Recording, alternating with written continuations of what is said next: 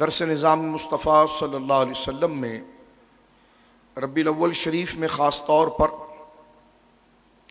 قصیدہ بردہ شریف کی مکمل قرات کی جاتی ہے اور حضور علیہ الصلاۃ والسلام کے محاسن اور کرامات کو جو حضرت امام شرف الدین بوصیری رحمہ اللہ نے اپنے قصیدے میں جمع کیا ہے، ان عنوانات کو حصول برکت کے لیے ذکر کیا جاتا ہے۔ امام بوصیری علیہ رحمت کی تاریخ پیدائش اور آپ کا زمانہ یوں تو 6 صدی ہجری کا ہے۔ اس زمانے سے لے کر آج تک مسلمانان اسلام حضور علیہ الصلاۃ والسلام سے اظہار محبت کے لیے قرآن و سنت کا سلیس ترجمہ جو اپنے قصیدے میں جن علماء نے کیا، ان میں حضرت امام بوصیری علیہ رحمہ کا یہ قصیدہ بردہ شریف جو آپ نے مرتب کیا ہے، اس کی قرات کی جاتی ہے، اس کو پڑھا جاتا ہے اور اس کے ذریعے اپنے دلوں کے اندر اللہ، اس کے رسول عز اسمہ وجل جلالہ وصلی اللہ علیہ وسلم کی قدر اور اسلام کی عظمت و شان کو اجاگر کیا جاتا ہے۔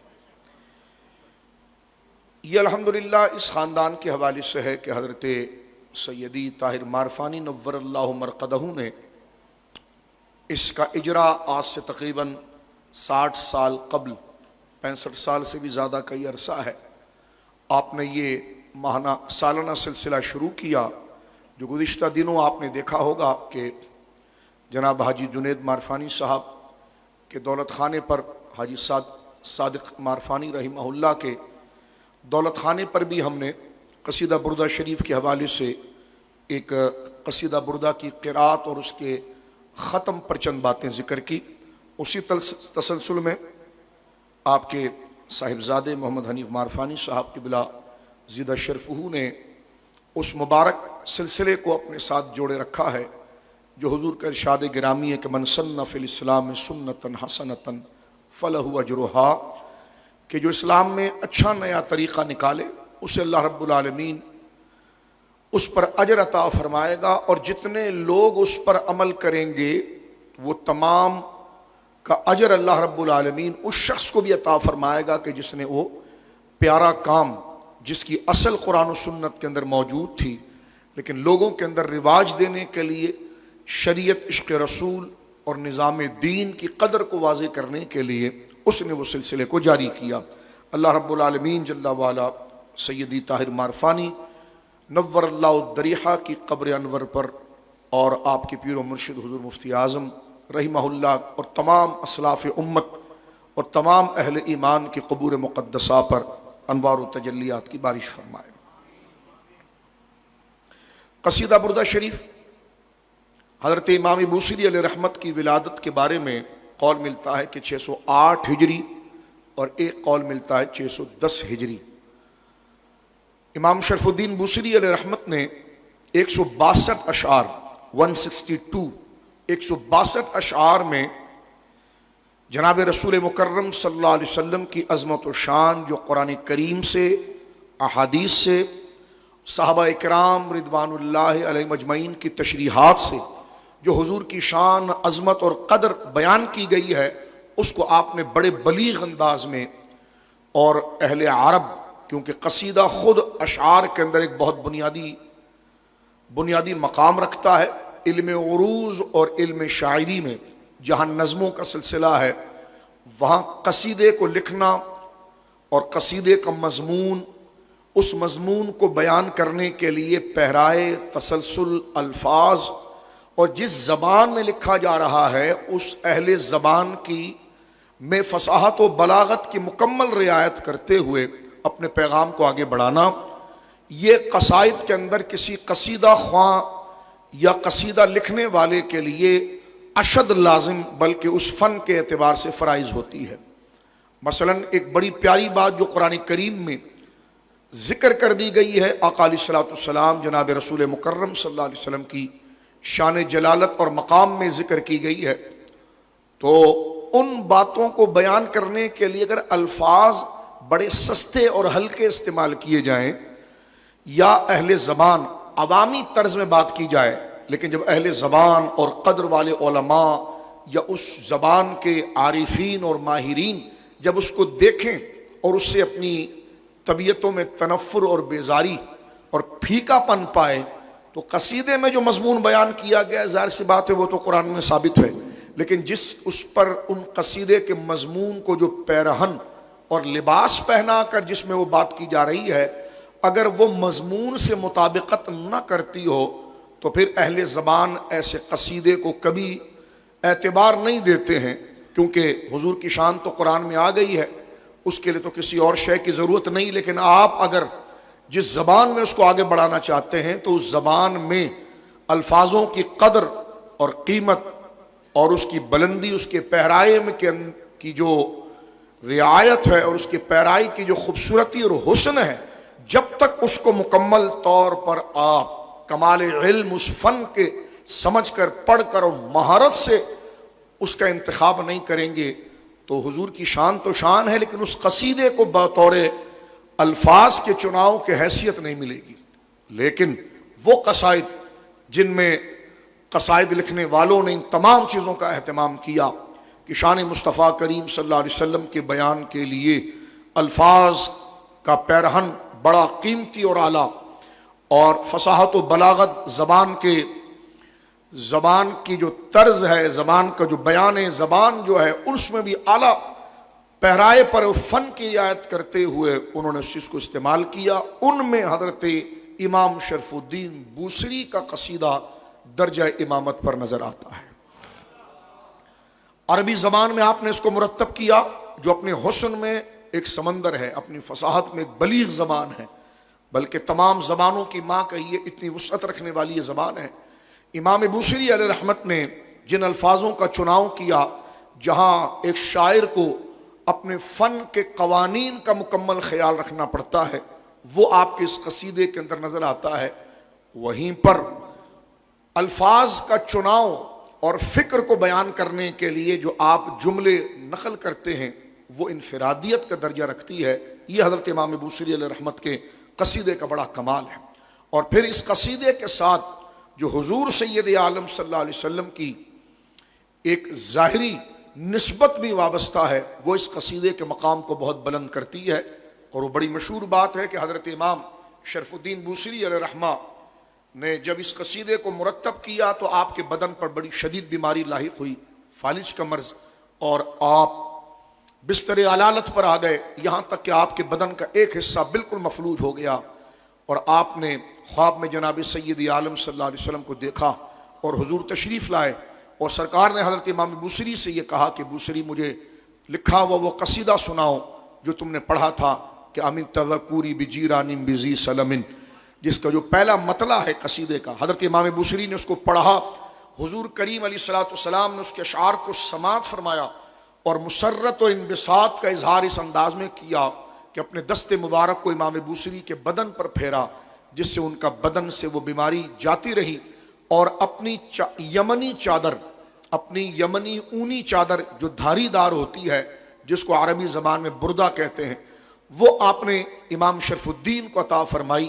اور جب امام شرف الدین اٹھے ہیں تو وہ چادر آپ کے پاس تھی، تو آپ نے حضور پاک صلی اللہ علیہ وسلم کے نسبت، اور اللہ نے جو آپ کو یہ شفا حضور کے دست مراد سے اور حضور کی تعریف کے طفیل اور وسیلے سے عطا فرمائی، تو آپ نے اپنے اس قصیدے کا نام قصیدہ بردہ کہا۔ اور صبح مصر کے تقریباً اولیاء اس بات پر مطلع ہو چکے تھے، اور یہ بات تقریباً یوں سمجھیے کہ گزشتہ 700 سال یا 600 یا 800 سال سے یہ متواتر آ رہی ہے۔ ایک جملہ مزید عرض کر کے ہم آگے بڑھتے ہیں، وہ یہ ہے کہ اس قصیدہ بردہ شریف کی اہمیت اور قدر اس حوالے سے بھی جانی جا سکتی ہے، کیونکہ اہل علم جانتے ہیں کہ کسی کتاب پر اگر کوئی وقت کے بڑے علماء کام کریں، اس کی تحقیق کریں، اس کی تشریح کریں، تو یہ اس کتاب کا قیمتی ہونا، اس کے مضامین کا اہم ہونا، اس پر دلالت کرتا ہے کہ ان علماء جو اپنے وقت کے نابغہ روزگار اور جید علماء رہے ہیں اور امت کے ترجمان رہے ہیں، انہوں نے اس پر کام کیا ہے، اس کا مطلب یہ اشارہ ہے کہ اس کتاب کو باقی رہنا چاہیے، اس سے امت کا بہت بڑا فائدہ موجود ہے۔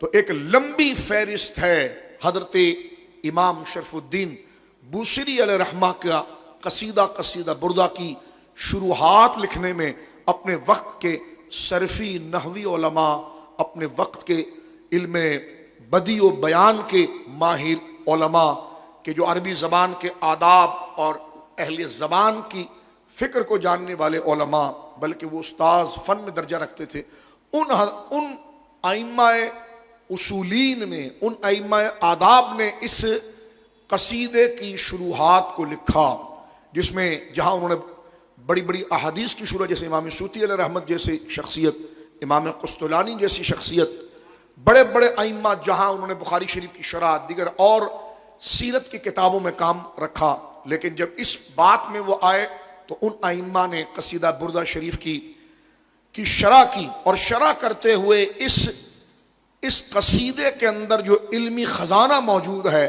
ان علماء نے اپنے علم کو بروئے کار لاتے ہوئے اس کے ایک ایک نگینے اور ہیرے کو ظاہر کیا، اور اس خزانے کو ظاہر کیا کہ امام بوصیری نے ان 162 اشعار کے اندر علم کے کیسے موتی اور کیسے نگینے یہاں پر جڑے ہیں۔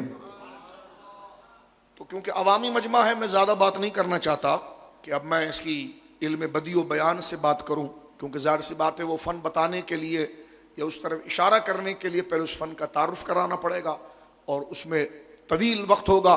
تو یہ تمہید جو میں نے آپ کے سامنے ذکر کیا ہے، کیونکہ وہ یہ قصیدہ ہے، تو قصیدے کی شرح دو طریقے سے ہوتی ہے، یعنی ظاہراً ایک تو یہ کہ جو مضمون بیان کیا جا رہا ہے وہ مضمون کہاں سے لیا گیا ہے، جو بات قصیدے والا بیان کر رہا ہے وہ کہاں سے لا رہا ہے، کس حدیث سے لا رہا ہے، اس مضمون کو قرآن کی کس آیت سے وہ لے کر آ رہا ہے۔ ایک تو یہ مضمون ہے، اس کے لیے ضروری ہے کہ وہ بندہ جب حضور علیہ الصلوۃ والسلام کی شان میں لکھے ہوئے ایک جامع ترین قصیدے کی شرح کر رہا ہے، تو اسے قرآن کی ساری آیات، مقام مصطفیٰ کی سے متعلق احادیث اور قوانین شرع اور عقیدے کا ماہر ہونا ضروری ہے۔ ایک تو یہ طریقہ۔ دوسرا یہ ہے کہ جن الفاظوں میں وہ بیان کر رہا ہے اسے خود اپنی جگہ پر عربی زبان کا بڑا ادیب ہونا شرط ہے، اور فصاحت و بلاغت کا امام ہونا شرط ہے، اور عربی زبان سے متعلق جتنے علوم ہیں کہ جو اس زبان کے ساتھ وابستہ ہے اس میں مہارت ضروری ہے۔ تو اس لیے اس قصیدے کی شرح کے لیے انہی علماء نے اپنے قلم کو اٹھایا۔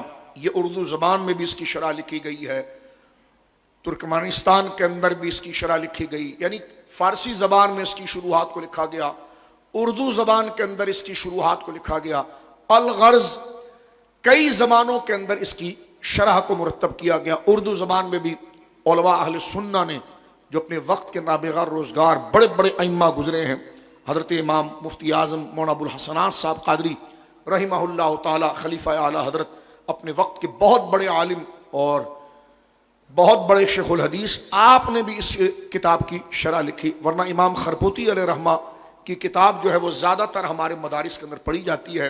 اور ایک جملہ مزید عرض کر کے بات کی طرف آتا ہوں، ہمارے مدارس کے اندر طالب علم میں عربی کتاب کو سمجھنا، عربی عبارات کو سمجھنا، اور عربی زبان کے اندر اسے مہارت آ جائے کہ وہ مشکل سے مشکل کتاب کی سطر اور متن کو دیکھ کر وہ سمجھ سکے، تو ان طلباء کے اندر عربی زبان کی صلاحیت کو پیدا کرنے کے لیے بھی یہ قصیدہ مدرسوں میں پڑھایا جاتا ہے۔ تو گویا کہ یہ مختلف الجہاد قصیدہ ہے کہ جس کے اندر بہت زیادہ برکتیں اور کرامتیں وابستہ ہیں۔ ایک بات، اس تمہید کے بعد حضور علیہ الصلوۃ والسلام کی شان میں قصائد کہنا یا حضور علیہ الصلوۃ والسلام کی نعت شریف کہنا، یہ تو اسلام کے دور اول سے یہ چیزیں ثابت ہیں، قدیماً ثابت۔ صحابہ کرام رضوان اللہ علیہ مجمعین کے دور سے حضور علیہ الصلوۃ والسلام کی شان میں قصائد ذکر کرنا، اور صحابہ کرام رضوان اللہ علیہ مجمعین کو یہ تمام طور طریقہ دو طریقے سے حاصل ہوا ہے، کیونکہ صحابہ کرام امت کی ترجمان جماعت ہے، عادل جماعت ہے۔ ان کو یہ طور طریقہ کس طریقے سے پتا چلا؟ ان کو یہ طور طریقہ یقیناً اللہ کے کلام سے پتا چلا، اور حضور سید عالم نے جو خود ان کی اس کام پر ہمت باندھی ہے اور اس کو اجر کا درجہ دیا ہے، اس لیے صحابہ کرام رضوان اللہ علیہ مجمعین میں جید صحابہ کرام جن کو اللہ نے زبان و بیان کا فن عطا فرمایا تھا، انہوں نے زبان و بیان کے فن کو حضور کی تعریف میں ذکر کیا ہے۔ یعنی صحابہ کرام کا یہ عقیدہ تھا کہ حضور کی شان بیان کرنا یہ عبادت ہے۔ عبادت کے دو معنی، یعنی ایک عبادت کا معنی تو یہ ہے کہ اللہ رب العالمین جل وعلا کو واجب الوجود اور مستحق عبادت یقین کر کے اس کے سامنے اپنے سر کو جھکایا جائے۔ عبادت کا ایک مفہوم یہ ہے کہ جو اللہ نے حکم عطا فرمایا ہے، جس کام کا، اس کو اللہ کے حکم کی وجہ سے کہ یہ میرے رب کا حکم ہے، اس کو اسی درجے میں، اتنے ہی درجے میں اللہ کی رضا کے لیے اس کام کو، اس بولی کو ادا کرنا، یہ بھی عبادت ہے۔ تو نعت رسول عبادت اس بات میں ہے کہ اس کا حکم خدا نے دیا، اس ذکر کو خدا نے پسند کیا ہے۔ اس پہرائے میں اگر آپ دیکھیں گے تو صحابہ کا ذکر بھی حضور کے صدقے اور اللہ کے فرمان کی وجہ سے، صحابہ کا ذکر بھی عبادت، کہ کیا کر رہے ہیں جی؟ عبادت کر رہے ہیں۔ کیا عبادت کر رہے ہیں جی آپ؟ جی صحابہ کرام کا ذکر کر رہے ہیں، اہل بیت کا ذکر کر رہے ہیں۔ تو ہر وہ چیز جو اللہ رسول کو پسند ہے، اس کو اللہ کے حکم کی اتباع میں بیان کرنا اور شامل کرنا، وہ عبادت کہلاتا ہے۔ تو یقیناً حضور سید عالم صلی اللہ علیہ وسلم کی تعریف و توصیف جو ہے وہ عبادات میں اللہ رب العالمین جل وعلا کی جانب سے دیے ہوئے حکم کے اندر ایک بڑا روشن حکم ہے۔ کئی ذہنوں کے اندر یہ بات نہ آ جائے کہ ہم ذکر تو حضور کا کر رہے ہیں اور یہ اللہ کی یاد کیسے ہو گئی؟ اس کا جواب تو میں نے آپ کے سامنے کہہ دیا کہ اللہ کے کہنے پر وہ کام ہو رہا ہے، اللہ کے فرمان، تو اللہ کے حکم کو ماننا یہ اللہ کی عبادت ہے۔ بھلے وہ تعریف اللہ کے کسی مخلوق کی ہو رہی ہے، بھلے وہ تعریف اللہ کے کسی محبوب بندے کی ہو رہی، تو بندے کے اعتبار سے تو وہ اللہ کے مخلوق ہیں، لیکن ان کی تعریف کیونکہ اللہ کو پسند ہے، اس جہت سے وہ باعث اجر، باعث ثواب اور عبادت کا درجہ بنتا ہے۔ میرے سامنے اس وقت حدیث موجود ہے، بڑی طریقے سے بیٹھیے گا، اور یہ سامنے بیٹھنا کوئی ضروری نہیں ہے، جہاں آپ کے لیے اتنا بڑا فرش رکھا ہوا ہے آپ بیٹھ جائیے، تاکہ یہ ریکارڈنگ کا معاملہ جو ہے یہ پریشانی کا ماحول نہ بنے۔ اتنا کامن سینس ہونا چاہیے کہ کہاں بیٹھنا ہے، کس طرح بیٹھنا۔ ایک حدیث پاک پڑھ کر میں آگے بڑھ جانا چاہتا ہوں۔ میرے سامنے اس وقت جامع ترمذی شریف ہے۔ اس اشکال کو دور کرنے کے لیے اور اس ذہنی سوال کو دور کرنے کے لیے کہ حضور کا ذکر اللہ ہی کا ذکر ہے، اس میں کوئی اشکال نہیں۔ بندہ کم علمی میں یا ذہنی تنگی میں یا اپنی تحقیق میں ایک ہی موضوع کے مطالعہ کرتے ہوئے وہ سمجھتا ہے کہ صرف یہ ہے، جبکہ چاہیے کہ دین کے اعتقاد کے تمام مضامین کو ذہن میں رکھ کر وہ فیصلہ کرے۔ اب دیکھیں یہ حدیث پاک اس مسئلے کو بالکل کلیئر کرتی ہے۔ جو حدیث میں پڑھنے جا رہا ہوں یہ سند کے اعتبار سے انتہائی صحیح ہے۔ یوں تو میں جامع ترمذی آپ کے سامنے پڑھ رہا ہوں، حدیث نمبر ہے 2457، 2457۔ یہ ہم نے بڑی رات کو بھی، جو صبح بہرات تھی اس میں بھی ہم نے پڑھا ہے، لیکن کیونکہ موضوع چل پڑا ہے اس لیے میں اس حدیث پاک کو ذکر کرنا چاہ رہا ہوں۔ اور اس حدیث پاک کے اندر یہ مضمون واضح ہو جاتا ہے کہ حضور علیہ الصلوۃ والسلام کا ذکر جو ہے وہ اللہ کا ذکر ہے۔ یہ جامع ترمذی میرے سامنے ہے 2457، یہ حدیث مستدرک کے اندر بھی ہے، دیگر اور سیاح کی کتابوں کے اندر نظر آتی ہے، اور اس میں حضور سید عالم پر درود پڑھنے کے حوالے سے، اور راوی اس کے ہیں حضرت طفیل بن ابی بن کعب۔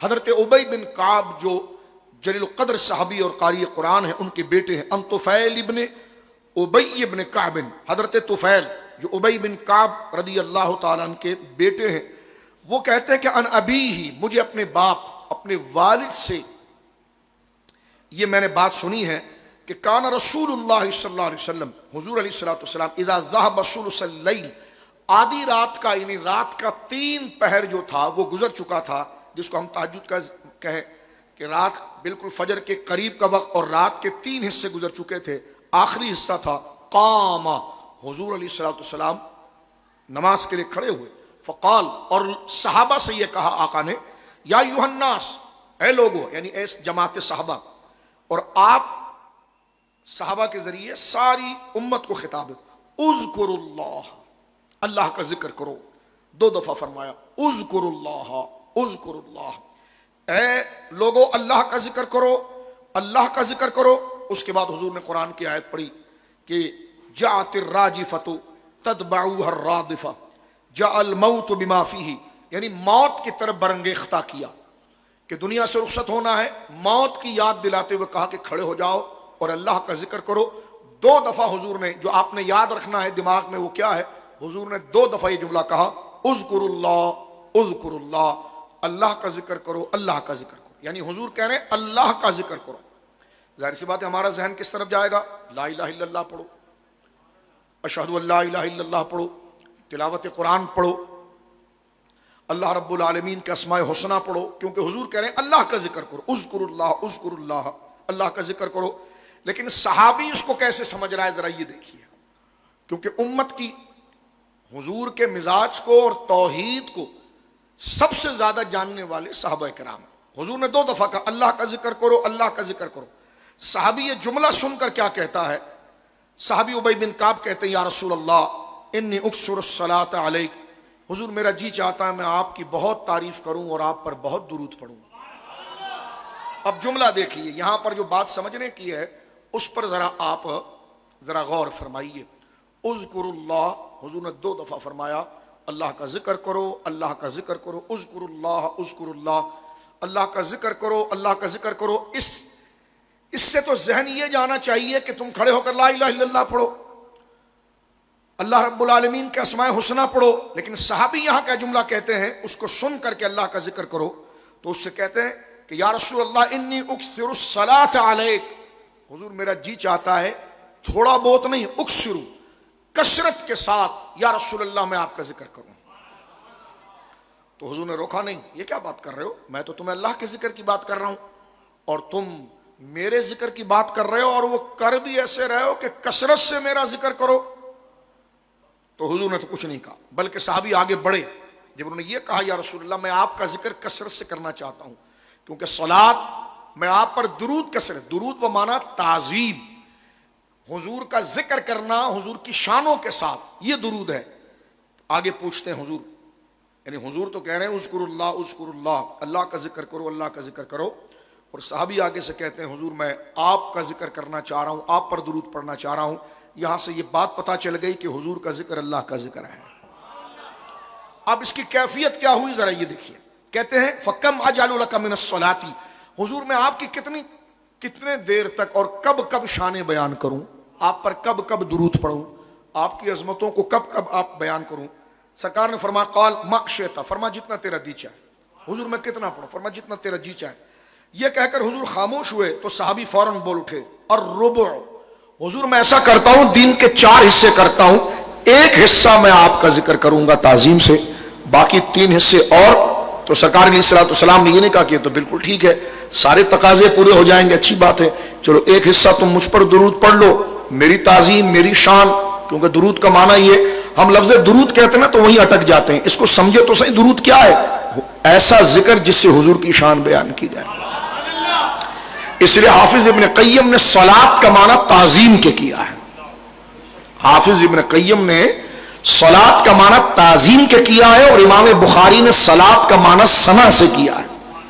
آپ بخاری شریف اٹھائیے، اور بخاری شریف میں امام بخاری نے جو چیپٹر باندھا ہے کتاب التفسیر، اس میں جب آپ سورۃ الاحزاب کی اس آیت پر پہنچے ہیں کہ ان اللہ ملائکۃ یصلون علی النبی یا ایھا الذین آمنوا صلوا علیہ وسلموا تسلیما اللہم صل علی محمد وبارک وسلم، اس آیت پر پہنچے تو امام بخاری نے اس آیت کی تشریح ائمہ حدیث اور ائمہ اسلام سے کیا کیا ہے، فرمایا صلاۃ اللہ وثناؤہ عند الملائکہ او کما قال، فرمایا رب کا صلاۃ پڑھنا حضور پر، اس کا مطلب یہ ہے کہ ثناؤہ عند الملائکہ، اور لفظ ثنا استعمال کیا ہے یہاں پر۔ ہم اگر آپ سے کہیں کہ ثنا پڑھیے تو آپ پڑھیں گے سبحانک اللہم وبحمدک وتبارک اسمک وتعالی جدک ولا الہ غیرک، ثنا کہتے ہیں تعریف کو، تو یہاں پر بھی دیکھیں لفظ ثنا ہی استعمال کیا امام بخاری نے کہ ثناؤہ عند الملائکہ، صلاۃ کا معنی یہ ہے کہ رب کا ثنا کرنا، ثنا بیان کرنا فرشتوں کے مجمع میں۔ ظاہر سی بات ہے رب کی ثنا اور حضور کی ثنا میں ذات کے اعتبار سے تو فرق ہے، یہ تو بالکل ہے، کیونکہ وہ خالق ہے، جب رب کی ثنا کی جاتی ہے تو معبود برحق یقین کر کے کی جاتی ہے، مالک اور خدا کے، اور حضور کی جاتی ہے تو اللہ کی مخلوق میں سب سے اشرف اور عظیم ذات رسول، یہ فرق اپنی جگہ پر ہے، میں ادھر نہیں کہہ رہا، میں کہہ رہا ہوں لیکن لفظ دیکھیں کہ استعمال کیا گیا ہے تو پتا چلا ایک لفظ اگر دو ذاتوں پر بیان کر دیا جائے تو وہ شرک نہیں ہوتا، لفظوں سے اشتراک شرک نہیں ہوتا جب تک معنی میں اتحاد نہ آ جائے. اور معنی میں اتحاد یہ ہے کہ معنی ایک، معنی ظاہر سی بات ہے الگ لیا جا رہا ہے. رب کے لیے جب ثنا بولی جا رہی ہے تو لفظ تو ثنا کا بولا جا رہا ہے لیکن معنی خدا اور معبود ہونے کا لیا جا رہا ہے. اور حضور کے لیے بھی ثنا کا لفظ بولا جا رہا ہے لیکن معنی کیا لیا جا رہا ہے؟ اللہ کے محبوب ہونے کا، اللہ کے رسول ہونے کا معنی لیا جا رہا ہے. لیکن لفظ تو مشترک ہے، ادھر بھی ثنا ادھر بھی ثنا، دونوں جگہ پر ثنا کا لفظ استعمال ہو رہا ہے لیکن شرک نہیں ہے، کیونکہ شرک لفظوں کے اشتراک سے نہیں ہوتا. جب تک معنی میں اتحاد نہ ہو تو ایک مسلمان کمزور سے کمزور علم رکھنے والا بھی جانتا ہے کہ خدا خدا ہے اور نبی نبی ہے. غور کیجیے، اس کو جو بات سمجھا رہا ہوں اس پر بھی ذرا توجہ کیجیے آپ. تو یہ کہا حضور نے کہ ذکر کرو اللہ کا، ذکر کرو اللہ کا. تو صحابی نے کیا کہا؟ حضور میں آپ کا ذکر کرنا چاہتا ہوں کثرت کے ساتھ. تو کتنا کروں؟ تو حضور نے فرمایا تیری مرضی. تو انہوں نے کہا یا رسول اللہ پھر میں ایسا کرتا ہوں، ایک حصہ الربع، ایک کوارٹر، ایک حصہ کرتا ہوں اور 3 حصہ میں اور کروں گا. سرکار نے آگے سے یہ نہیں کہا کہ چل ٹھیک ہے اچھی بات ہے، بلکہ آگے سے حضور کا جملہ دیکھیں کیا ہے جو ایک پاک ہدا. فرما ما شئت، مرضی ہے تیری، مرضی ہے تیری کہ تو چوتھائی، ایک ربع، ایک کوارٹر ذکر کر، لیکن بات میری سن لے. وَإِن زِدْتَ فَهُوَ خَيْرٌ لَكَ، اس کو اگر اور بڑھا دے تو تیرے لیے زیادہ اچھا ہے. حضور کہہ رہے ہیں تو اپنی مرضی سے چوتھائی کا انتخاب تو نے کر لیا کہ یا رسول اللہ میں ایک ربع، ایک کوارٹر کروں گا. فرمایا ٹھیک ہے یہ کر لو، لیکن تم اس کے حسن کو نہیں پہچان رہے. اگر تم آگے مزید خیر کچھ کرنا چاہتے ہو تو وَإِن زِدْتَ فَهُوَ خَيْرٌ لَكَ، تو میری شانوں ہی کو بیان کرنے میں دن گزار، یہ تیرے لیے زیادہ بہتر ہے. صحابی کہتے قلت النصف، وہ بھی مزید پوری بات کو سمجھنا چاہتے ہیں، جبکہ جملہ یہاں سے مکمل ہو گیا تھا کہ میں کتنا پڑھنا چاہتا ہے. حضور میں آپ پر درود پڑھنا، شان بیان کرنا چاہتا ہوں. اللہ کا ذکر کرو، اللہ کا ذکر کرو. حضور میں آپ کی شان بیان کرنا چاہتا ہوں، بیان کرو. کتنا کرو حضور؟ بیان کرو جتنی مرضی ہے. مضمون یہاں بھی مکمل تھا لیکن وہ مزید آگے سمجھنا چاہتے. حضور میں اگر ایک چوتھائی کروں تو کیسا ہے؟ تو حضور نے کہا ٹھیک ہے اگر بڑھا دے اور اچھا ہے. ادھر بھی مضمون مکمل تھا لیکن پھر وہ آگے پوچھتے ہیں آدھا کر لوں، آدھا دن، النصف، آدھا دن کر لوں. سرکار پھر کہتے ہیں ما شئت، تیری مرضی ہے. پھر حضور کہتے ہیں وَإِن زِدْتَ فَهُوَ خَيْرٌ لَكَ، ٹھیک ہے اگر آدھا دن، تو پورا آدھا دن، دماغ کھول کے سمجھیے کیا بات ہو رہی ہے. آدھا دن مجھ پر میری تعریف کرنا چاہتا ہے، کر لے، لیکن سمجھ اس بات کو وَإِن زِدْتَ فَهُوَ خَيْرٌ لَكَ، اس کو آدھے دن سے بھی آگے بڑھا دے تو تیرے لیے زیادہ اچھا ہے. اس میں حرص دیکھیے، رغبت دیکھیے. اور آپ دیکھیے کسی کے ذہن میں یہ نہ آئے کہ یہاں 2 گھنٹے تک بیٹھ کر آپ قصیدہ بردہ پڑھ رہے تھے. تو میں نے کہا کس کے لیے پڑھ رہے تھے ذرا اس پر بھی غور کر لینا، اور کس کا ذکر پڑھ رہے تھے. اب صحابی کیا کہتے ہیں آگے مزید، وہ اور باریکی سے سمجھنا چاہتے ہیں، ہمارے لیے سارا کام کر رہے ہیں. فرماتے قلت فالثلثین، حضور 3 حصہ کر لیتا ہوں. پہلے میں نے 1 حصے کی بات کی تو آپ نے کہا بڑھا لے تو بہتر، تو میں نے کہا 2 آدھا دن کا بڑھا لے تو بہتر. فرمایا آدھے دن سے بھی بڑھ جاؤں گا، 3 حصہ، اور دن کا 1 حصہ چھوڑ دیتا ہوں. حضور اگر میں 3 حصہ کروں، پھر حضور کہتے ہیں ما شئت، تیری مرضی ہے. فَإِن زِدْتَ فَهُوَ خَيْرٌ لَكَ، ٹھیک ہے تیری مرضی ہے اگر تو 3 حصہ کرنا چاہتا ہے، لیکن میری بات سن، ذکر میرا ہے، اگر تو اسے اور اس سے بھی زیادہ بڑھا دینا تو تیرے لیے اچھا ہے. آگے سنیے صحابی رسول کیا کہتے ہیں. ابی بن کعب کہتے ہیں قلت اجعل لك صلاتي كلها، حضور میں یہ چاہتا ہوں کہ میں پورا دن جب سے اٹھوں اور جب سوؤں، فرائض کے بعد جو وقت میرے پاس ملے وہ سارا وقت میں آپ کی تعریف، آپ کی نعت، آپ کی شان، کیونکہ یہ سارا معنی درود ہی کا ہے، یہ سارا معنی درود ہی کا. آپ کے معجزات کا ذکر، آپ کی کرامات کا ذکر، میں ان تمام چیزوں کو یا رسول اللہ صلی اللہ علیہ وسلم پورا دن میں آپ پر درود پڑھوں. حضور میں پورا دن آپ پر درود پڑھوں اور سارا ٹائم میں آپ ہی کی واہ واہ کرتا رہوں. تو سرکار نے آگے سے یہ نہیں فرمایا کہ نہیں یہ اب بات دوبارہ کر لو، نہیں، بلکہ ڈائریکٹ اس پر سند دے دی اور فرمایا قال، حضور نے شاہ فرمایا اگر تو ایسا کرے کہ جب اٹھے اور جب سوئے جتنا وقت تیرے پاس ہو تو صرف میری تعریف کرتا رہ جائے تو فرما اذن تکفی ہمک ویغفر لک ذنبک، فرما ایک یہ ہوگا کہ میری تعریف کرنے سے خدا تیرے سارے گناہ معاف کر دے گا، اور اذن تکفی ہمک، تیری جتنی مشکلات ہے، کاروباری مشکلات، ذہنی مشکلات، صحت کی مشکلات، اولاد کی مشکلات، ماحول کی مشکلات، فرما اذن تکفی ہمک، تیری ہر ہم اور مصیبت پر اللہ کافی ہو جائے گا، وَيُغْفَرُ لَكَ ذَنْبَكَ، اور تیری جتنے گناہ ہیں سب کو خدا بخش دے گا۔ یہاں اس حدیث پاک کو آپ اگر بار بار سنیں اور دیکھیں تو یہ مقام جناب رسول کریم صلی اللہ علیہ وسلم کا بیان کیا گیا کہ پورا دن بھی اگر تو نبی پاک کے قصیدے پڑھتا رہے، ان کی نعت شریف پڑھتا رہے، ان کی شانیں بیان کرتا رہے، تو یہ اللہ کو راضی کرنے کا وہ مبارک عمل ہے کہ تو نے زبان سے بظاہر یہ نہیں کہا استغفر اللہ ربی من کل ذنب واتوب الیہ، تو نے زبان سے بظاہر یہ نہیں کہا یا اللہ میرے بچے کا بھی مسئلہ ہے، میری بیوی کا مسئلہ ہے، میرے بیٹے کا مسئلہ ہے، میرے والد کا مسئلہ ہے، میرے گھر کا مسئلہ ہے، فرمان نہیں، تو نے کچھ بھی نہیں کہا، لیکن رب جو عالم الغیب و شہادہ ہے وہ تیری ہر کمزوری کو جانتا ہے، تو میری تعریف کرتا رہے، اللہ تیرے درجے خود بلند کرتا رہے۔ یہ جامع ترمذی شریف کی حدیث، اس سے آپ اندازہ لگا سکتے ہیں کہ قصیدہ بردہ شریف جو حضور سید عالم کی تعریف ہے، یہ اس کی شرعی اصل سامنے آتی ہے۔ جو تھوڑا سے وقت ہمارا رہ گیا ہے، چند قیمتی باتیں آج کے درس میں ہم سیکھنے کی کوشش کرتے ہیں حضور علیہ الصلوۃ والسلام، لیکن یہ سن لیجئے کہ حضور کی شانوں کا سچا تقاضا یہ ہے کہ حضور کی تعلیم پر بھی عمل ہو، یہ نہ ہو کہ اس سے قطعاً یہ مراد نہیں ہے کہ سارا دن حضور کی تعریف ہو تو پھر نماز نہ ہو، یہ مراد نہیں، اس سے قطعاً یہ مراد نہیں ہے کہ جناب جو ہے کہ حضور سید عالم صلی اللہ علیہ وسلم پر درود پڑھا جائے تو وہ جو حرام کام کا بھی ارتکاب کرے عمدن، نہیں، اور نہ اس سے یہ مراد ہے کہ حضور کا ذکر کرنے سے بندہ اللہ کو بھول جائے، بلکہ اس سے مراد یہ ہے کہ جو اللہ رب العالمین نے شان و کرامت اور عظمت حضور کو عطا فرمائی ہے، بحیثیت رسول، اپنے رسول ہونے کے اور اللہ کے محبوب ہونے کے، اس کو قبول کیا جائے، اور اس میں میں اور آپ اگر سچے ہیں تو ان کی تعریف کا ایک بڑا حصہ، ایک تو ان کی ذات کی شان ہے اور ایک ان کی شریعت اور تعلیم کی شان ہے، تو لہٰذا جو حضور کی تعظیم چاہتا ہے، آپ کی تعظیم کا اصل حصے میں سے ایک حصہ حضور کی شریعت کی پابندی ہے، جس میں نماز ہے، روزہ ہے، حلال ہے، ماں باپ کی خدمت ہے وغیرہ، یہ تمام چیزیں جو ہیں وہ آپ کی تعظیم ہی کا حصہ ہے۔ کیوں نماز پڑھ رہے ہو؟ رسول کا حکم ہے۔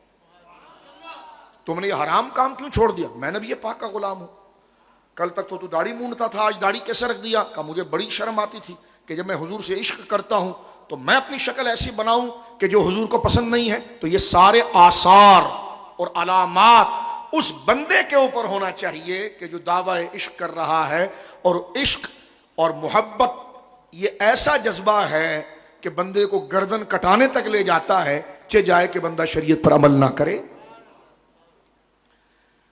یعنی کیونکہ کسی کی محبت ہی ایسی ہوتی ہے، کیونکہ محبت جو ہوتی ہے وہ خود سپردگی کا نام ہے، بندہ خود کو محبوب کے حوالے کر دیتا ہے، اس کی رضا میں پھر اس کی رضا ہوتی ہے، لہذا کوئی بھی عمل بغیر جذبے کے تو ہو ہی نہیں سکتا، ہمیں اس عمل، اس کام سے متعلق کوئی جذبہ نہ ہو، اسپرٹ نہ ہو، ہم وہ کام نہیں کر سکتے، لیکن اگر جذبہ آ جائے اور جذبہ ہو جناب سید عالم کی محبت کا، تو صحابہ کرام رضوان اللہ اجمعین نے گردن کٹاتے ہوئے بھی اس کو فخر سمجھا، جیسے حضرت سعد بن معاذ کا ایک واقعہ ہے کہ جب خندقیں کھود دی گئی تھیں تو آپ کو ایک تیر لگ گیا اور وہ زخم ایسا تھا کہ جس سے آپ کی جان چلی جاتی، لیکن وہ جلا کر اس کو داغ دیا گیا اور آپ کو لا کر خیمے میں لٹا دیا گیا۔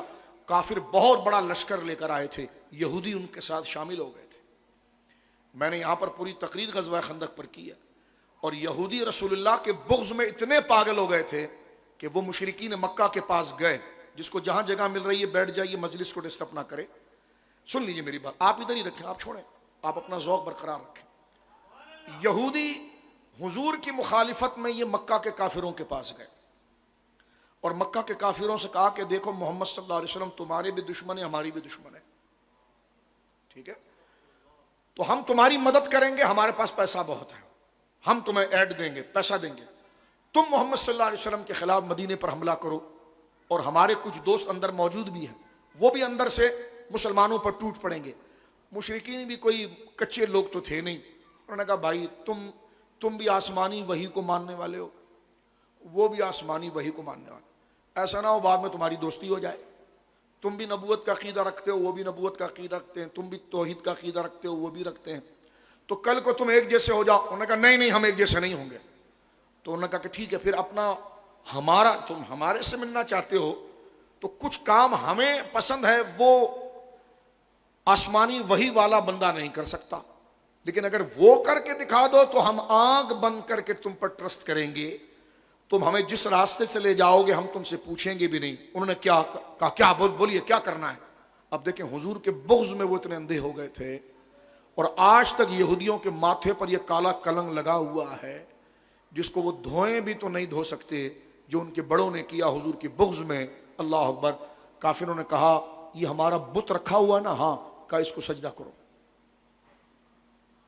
ہمارے اس بت کو سجدہ کرو۔ ان میں تھوڑی سی تھر تھراہٹ تو آئی کہ یہ تو ہمارا عقیدہ ہی نہیں ہے، اگر یہ کر لیں تو پھر یہودی ہونا اور موسیٰ علیہ السلام اور عزیر سے ہماری کیا نسبت رہے گی؟ لیکن حضور کے بغض میں بے حیائی کے اس انجام پر پہنچے کہ ان کے جتنے بڑے تھے انہوں نے بت کے سامنے سجدہ کیا اور اس بت کے نعرے لگائے، اس بت کی حمایت کی، اور اس کے بعد کافروں نے کہا کہ ٹھیک ہے جی، ہمیں آپ پر جو ہے وہ اعتماد ہو گیا ہے، آپ ہمیں لے چلیں۔ اب وہ 10,000 سے زیادہ کا گویا کہ یعنی کئی ہزار کا وہ لشکر لے کر مدینہ منورہ پر وہ آ گئے چڑھائی کے لیے۔ جب وہ مدینہ منورہ، بیٹھ جائیے جہاں جگہ مل جائے، بیٹھ جائیے جہاں جگہ ملے بیٹھ جائیے جہاں۔ اب وہ آ گئے لشکر لے کر مدینہ منورہ پر چڑھائی کے لیے۔ مدینہ منورہ 3 جگہ سے تو لاوے والا تھا، ایک جگہ خالی تھی احد کے سائڈ کی، صحابہ نے خندق کھودی تھی۔ مختصر یہ ہے کہ صحابہ کرام نے سر دھڑ کی بازی لگائی اسلام کی، ایسے مخلص نہ پہلے کبھی آئے نہ کبھی آئیں گے۔ انتہائی سخت ترین سردی تھی، لوہے کی کدال کو ہاتھ میں پکڑنا اپنی ہڈیوں کو توڑنا تھا، اور وہ بڑی بڑی مشنریوں سے زمین نہیں توڑی جا رہی تھی، وہ اپنے ہاتھوں سے، اور چند دن کا ٹائم تھا، کافر راستے میں تھے۔ فرمایا اس سے پہلے کہ وہ اندر انٹر ہو ہم اتنی بڑی خندق کھود دیں کہ وہ اندر داخل نہ ہو سکے۔ صحابہ کرام نے وہ خندقیں کھود دی۔ اس میں جب جنگ شروع ہوئی تو حضرت معاذ کو تیر لگا، سعد بن معاذ کو جب تیر لگ گیا تو وہ تیر میں اس قدر زخمی ہوئے کہ ان کو جلا کر داغ دیا گیا کہ زخم رک جائے، لیکن اس میں پس پڑنا شروع ہوا اور وہ بظاہر سڑنا شروع ہو گیا۔ آپ کو خیمے میں لٹایا تو آپ اللہ کے حضور رو کر کہنے گے یا اللہ اگر میرا نبی اکیلا رہ گیا نا تو مجھے موت نہیں دینا، مجھے صحت دینا مولا، میں اٹھوں اور میرا نبی اکیلا میں کھڑا ہو جاؤں اس کے ساتھ، اور یا اللہ اگر تو نے میرے نبی کو کامیاب کر دیا ہے نا تو پھر مجھے اپنے پاس بلا لینا۔ جب خندق کے اندر 1 مہینے کی جد و جہد کے بعد اللہ کی رحمت آئی اور ہوا کے ذریعے اللہ نے مدد فرمائی، صحابہ اکرام کی استقامت اور حضور کا اصل وسیلہ جو وسیلہ بنا۔ اب جب سرکار خیمے میں تشریف لائے تو حضرت سعد بن معاذ گویا کہ خیمے کے اندر تھے، اور اس وقت ان کو خبر پہنچی کہ حضور علیہ الصلوۃ والسلام اور اسلام کو فتح مل گئی۔ انہوں نے کہا یا اللہ اپنا وعدہ پورا فرما۔ ان کا زخم پھٹ گیا، کہتے ہیں کہ خون جو ہے وہ خیمے سے باہر جا رہا تھا، اور حضور سید عالم تشریف لائے اور حضور کے مبارک ہاتھوں میں ان کا سر تھا اور ان کی روح پرواز ہوئی ہے، اور سرکار نے شاہ فرما اہتز العرش، آج خدا کا عرش اس کی روح جانے کی خوشی میں ہل رہا ہے۔ اللہ، یہ حضرت سعد بن معاذ رضی اللہ، ان کے ایمان لانے کا کبھی واقعہ پڑھیں تو آپ حیران ہوں گے۔ اور جس وقت حضور جنازہ پڑھانے کے لیے گئے تو سرکار پنجوں پر چل رہے تھے۔ صحابہ نے پوچھا کیا؟ فرمایا فرشتوں کا ہجوم ایسا ہے کہ میں دیکھ رہا ہوں کہ قدم میں کہاں پر رکھوں۔ تو صحابہ کرام رضوان اللہ اجمعین یہ عشق میں وہاں تک گئے ہیں۔ تو جو سچا عاشق ہوتا ہے وہ کہاں تک جاتا ہے کہ حسن یوسف پہ کٹی مصر میں انگشت زنا، یعنی یوسف علیہ السلام کی حسن پر تو زلیخا اور جو مصر کی وہ خواتین تھی انہوں نے یوسف علیہ السلام کو دیکھا، اور ہاتھ میں پھل تھا، وہ پھل گر گیا۔ شرط یہ تھا کہ یوسف یہاں سے گزریں گے علیہ السلام، تم نے حضرت یوسف کو دیکھنا ہے اور چھری جو ہے وہ پھل کے اوپر چلانی ہے، لیکن پھل کو نہیں دیکھنا ہے۔ ان کے ہاتھ سے پھل گر گیا اور انہیں پتہ نہیں چلا. سورہ یوسف میں آتا ہے کہ وہ اتنی مہو، اتنی مگن، اتنی لو لگ گئی حضرت یوسف کو دیکھ کر کہ ان کی چھریوں سے ان کی انگلیاں کٹ رہی تھی، لیکن ان کو پتہ نہیں چلا. اعلیٰ حضرت امام اہل سنت نے رسول مکرم کی شان کو بیان کرتے ہوئے ان صحابہ کرام رضوان اللہ اجمعین اور پھر وہ صحابہ جو سرائے نجد میں شہید ہوئے ہیں، جو مدینے سے سینکڑوں میل دور، ان کو کہہ دیا گیا کہ محمد کا ساتھ چھوڑ دو صلی اللہ علیہ وسلم. انہوں نے کہا یہ سر جو ہے یہ تن سے گر جائے یہ ہمیں گوارا ہے، لیکن حضور سید عالم صلی اللہ علیہ وسلم پر کوئی آنچ آ جائے یہ گوارا نہیں. ہم اپنے بچوں کے ساتھ رہیں اور حضور کے پاؤں میں کانٹا چبھ جائے ہمیں تو یہ گوارا نہیں ہے. اعلیٰ حضرت نے دونوں مصروں کو سامنے رکھا، فرمایا حسن یوسف پہ کٹی مصر میں انگشت زنا. یا رسول اللہ آپ کے غلاموں کی تو شان یہ ہے کہ سر کٹاتے ہیں تیرے نام پر. انہوں نے تو سیدنا یوسف کو دیکھا تھا، جس نے آپ کو دیکھا بھی نہیں قیامت تک آپ کی عزت کے لیے سر کٹاتے ہیں تیرے نام پہ مردان عرب. کمال استعارہ اور تشبیہ ہے. ادھر انگلیاں جنہوں نے کاٹی ہیں وہ عورتیں ہیں، ادھر سر جن کے کٹ رہے ہیں وہ عرب کے مرد ہیں جو پہاڑ ہل جائیں وہ ہل نہ سکیں، ایسے لوگ ہیں. ادھر انگلیاں کٹی ادھر سر گرے، ادھر دیکھ کر ہوا ادھر نام سے ہوا. ادھر صنف نازک عورتیں جذبات میں آئی، یا عرب کے مضبوط مرد اس مقام پر پہنچے ہیں. تو فرمایا حسن یوسف پہ کٹی مصر میں انگشت زنا، سر کٹاتے ہیں تیرے نام پر مردان عرب. یہ چیز ہمیں سکھاتی ہے کہ حضور سے اگر محبت ہے، قصیدہ بردہ شریف سے محبت ہے، تو پھر عبادات کی پابندی کا ہونا ضروری ہے. جو تھوڑا وقت رہ گیا آگے چلتے ہیں. جامع ترمذی شریف کی ایک اور حدیث یہاں پر میں پڑھنا چاہوں گا، اور یہ جامع ترمذی شریف کی جو حدیث ہے یہ حدیث نمبر ہے 2846 2846. اس کو امام ترمذی علیہ رحمت نے کتاب الادب کے اندر نقل کیا ہے. میں نے پہلے عرض کیا کہ حضور کی شان کو بیان کرنے کا یہ عمل پہلے سے چلا آیا ہے، اور حدیث پاک کے اندر ہماری ماں ام المومنین حضرت عائشہ صدیقہ کہتی ہیں کہ قالت کان النبی یدعو لحسان ممبرا فی المسجد. حضور باقاعدہ حضرت حسان کے لیے مسجد میں ممبر کرسی لگاتے تھے. یہ جامع ترمذی ہے. ایک تو ابی بن کعب والی وہ روایت یاد رکھیے کہ سرکار نے کیسے بار بار ان کو اپنی تعریف کے لیے کہا، اور یہاں دیکھیے کیونکہ اور حضور جو عمل کریں گے اللہ کے کہنے پر کریں گے، ورنہ میرے آقا انکساری حضور کے عمل ہی کا نام ہے. سرکار منہ کی تعریف کو پسند نہیں کرتے، سرکار خود نمائی پسند نہیں کرتے، سرکار خودی کو پسند نہیں کرتے، عجب کو پسند نہیں کرتے. سرکار علیہ الصلوۃ والسلام فتح مکہ فرما رہے ہیں، سر مبارک جھکا ہوا ہے، لیکن یہ عمل بتا رہا ہے کہ حضور سید عالم کو تحدیث نعمت کے لیے کہ حبیب جو ہم نے آپ کو مقام دیا ہے اس کا ذکر ہونا چاہیے، اس لیے کہ آپ پر جس طرح ایمان لانا ضروری ہے اس طرح آپ کی شانوں کو جان کر اس کو قبول کرنا بھی ضروری ہے. اور یہ شانیں آگے بڑھنی چاہیے. جس طرح آپ کو رسول کہنا ضروریات دین اور عقیدے کا حاصل ہے، اس طرح آپ کی ہر شان کو قبول کرنا یہ آپ کی رسالت کے لیے لازم ہے. اور یہ تحدیث نعمت کے بیان کے طور پر جو قرآن نے کہا ہے حضور سے کہ وَأَمَّا السَّائِلَ فَلَا تَنْهَرْ، کہ وہ فرمایا اللہ رب وَأَمَّا بِنِعْمَةِ رَبِّكَ فَحَدِّثْ. حبیب جو ہم نے آپ کو نعمتیں جو شان اور عروج عطا فرمایا ہے، ہمارے حکم یہ ہے کہ اس کو آپ ذکر کیجئے کہ ہم نے آپ کو کیسی کیسی شانیں عطا فرمائی ہیں، کیسا کیسا مقام عطا فرمایا ہے. تو رب نے آپ کی، غور کیجئے اس کو سمجھانے کے لیے عرض کر رہا ہوں، آپ کی حضور سے متعلق، یعنی حضور ہمارے رسول ہیں، ہم کہتے ہیں محمد الرسول اللہ، محمد صلی اللہ علیہ وسلم اللہ کے رسول ہیں. اس میں کہ محمد صلی اللہ علیہ وسلم اللہ کے رسول ہیں، اس کے دو پارٹ کر لیجئے. ایک تو جو حضور کے مقام و عظمت، جو ایک تو آپ رسول ہیں، ٹھیک ہے، اور پھر جو اللہ نے آپ کو شانیں عطا فرمائی ہیں، یہ دونوں ایک ہی ہیں. سمجھانے کے لیے میں نے دور کیا، اگر کوئی آپ کو رسول یقین کرے لیکن آپ کی شانوں کا انکار کر جائے وہ ایسا ہی ہے جیسے اس نے آپ کو رسول نہیں مانا. یہ اس درجے کا فرض ہے. پھر سن لیجیے، یہ اسی درجے کی بات ہے جس یقین سے حضور کو رسول ماننا ہے نا، اسی یقین ہی کے درجے سے حضور کی شانوں کو قبول کرنا ہے. اس لیے دیکھیں اہتمام دیکھیے جو جناب رسول مکرم نے یہاں فرمایا. اور یہ میری ماں سید عائشہ کہتی ہے، سید عائشہ یہ فرماتی ہے کہ کان النبی یدعو لحسان منبرا فی المسجد. اور یہ کانا کا نا کان النبی، یہ کانا بتا رہا ہے یہ سلسلہ ایک دو دفعہ نہیں ہوا، بار بار حضور ایسی محفلیں کرتے تھے. حضور بار بار ایسی محفلیں کرتے تھے تکرار کے ساتھ. فرمایا کان النبی یدعو لحسان منبرا فی المسجد. آپ لوگ بیٹھے نہیں، عوام کو دیکھیں درود پاک. کان النبی صلی اللہ علیہ وسلم یدعو لحسان منبرا فی المسجد. حضور سید عالم صلی اللہ علیہ وسلم اپنی مسجد کے اندر سرکار کریم حضرت حسان کے لیے مسجد میں منبر رکھواتے تھے. اور حدیث کے الفاظ ہیں کہ منبر رکھواتے یقوم علیہ قائما، منبر پر بیٹھتے نہیں تھے حسان. جیسے امام جمعے کا خطبہ دیتا ہے نا،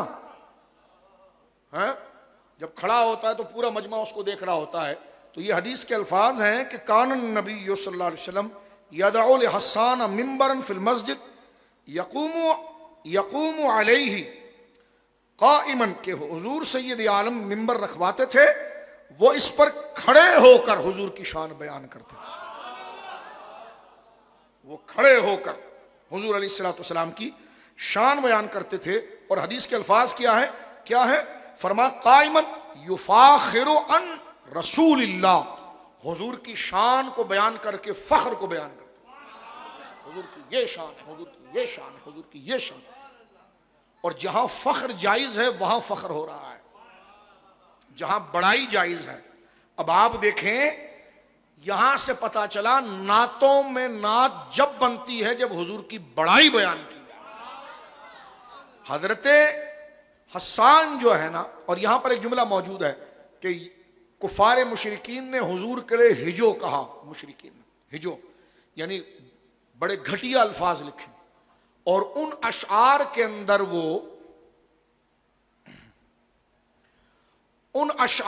اندر پہلے آیا کرو نا بیٹا، آگے آ کر بیٹھنا تو پہلے آیا کرو.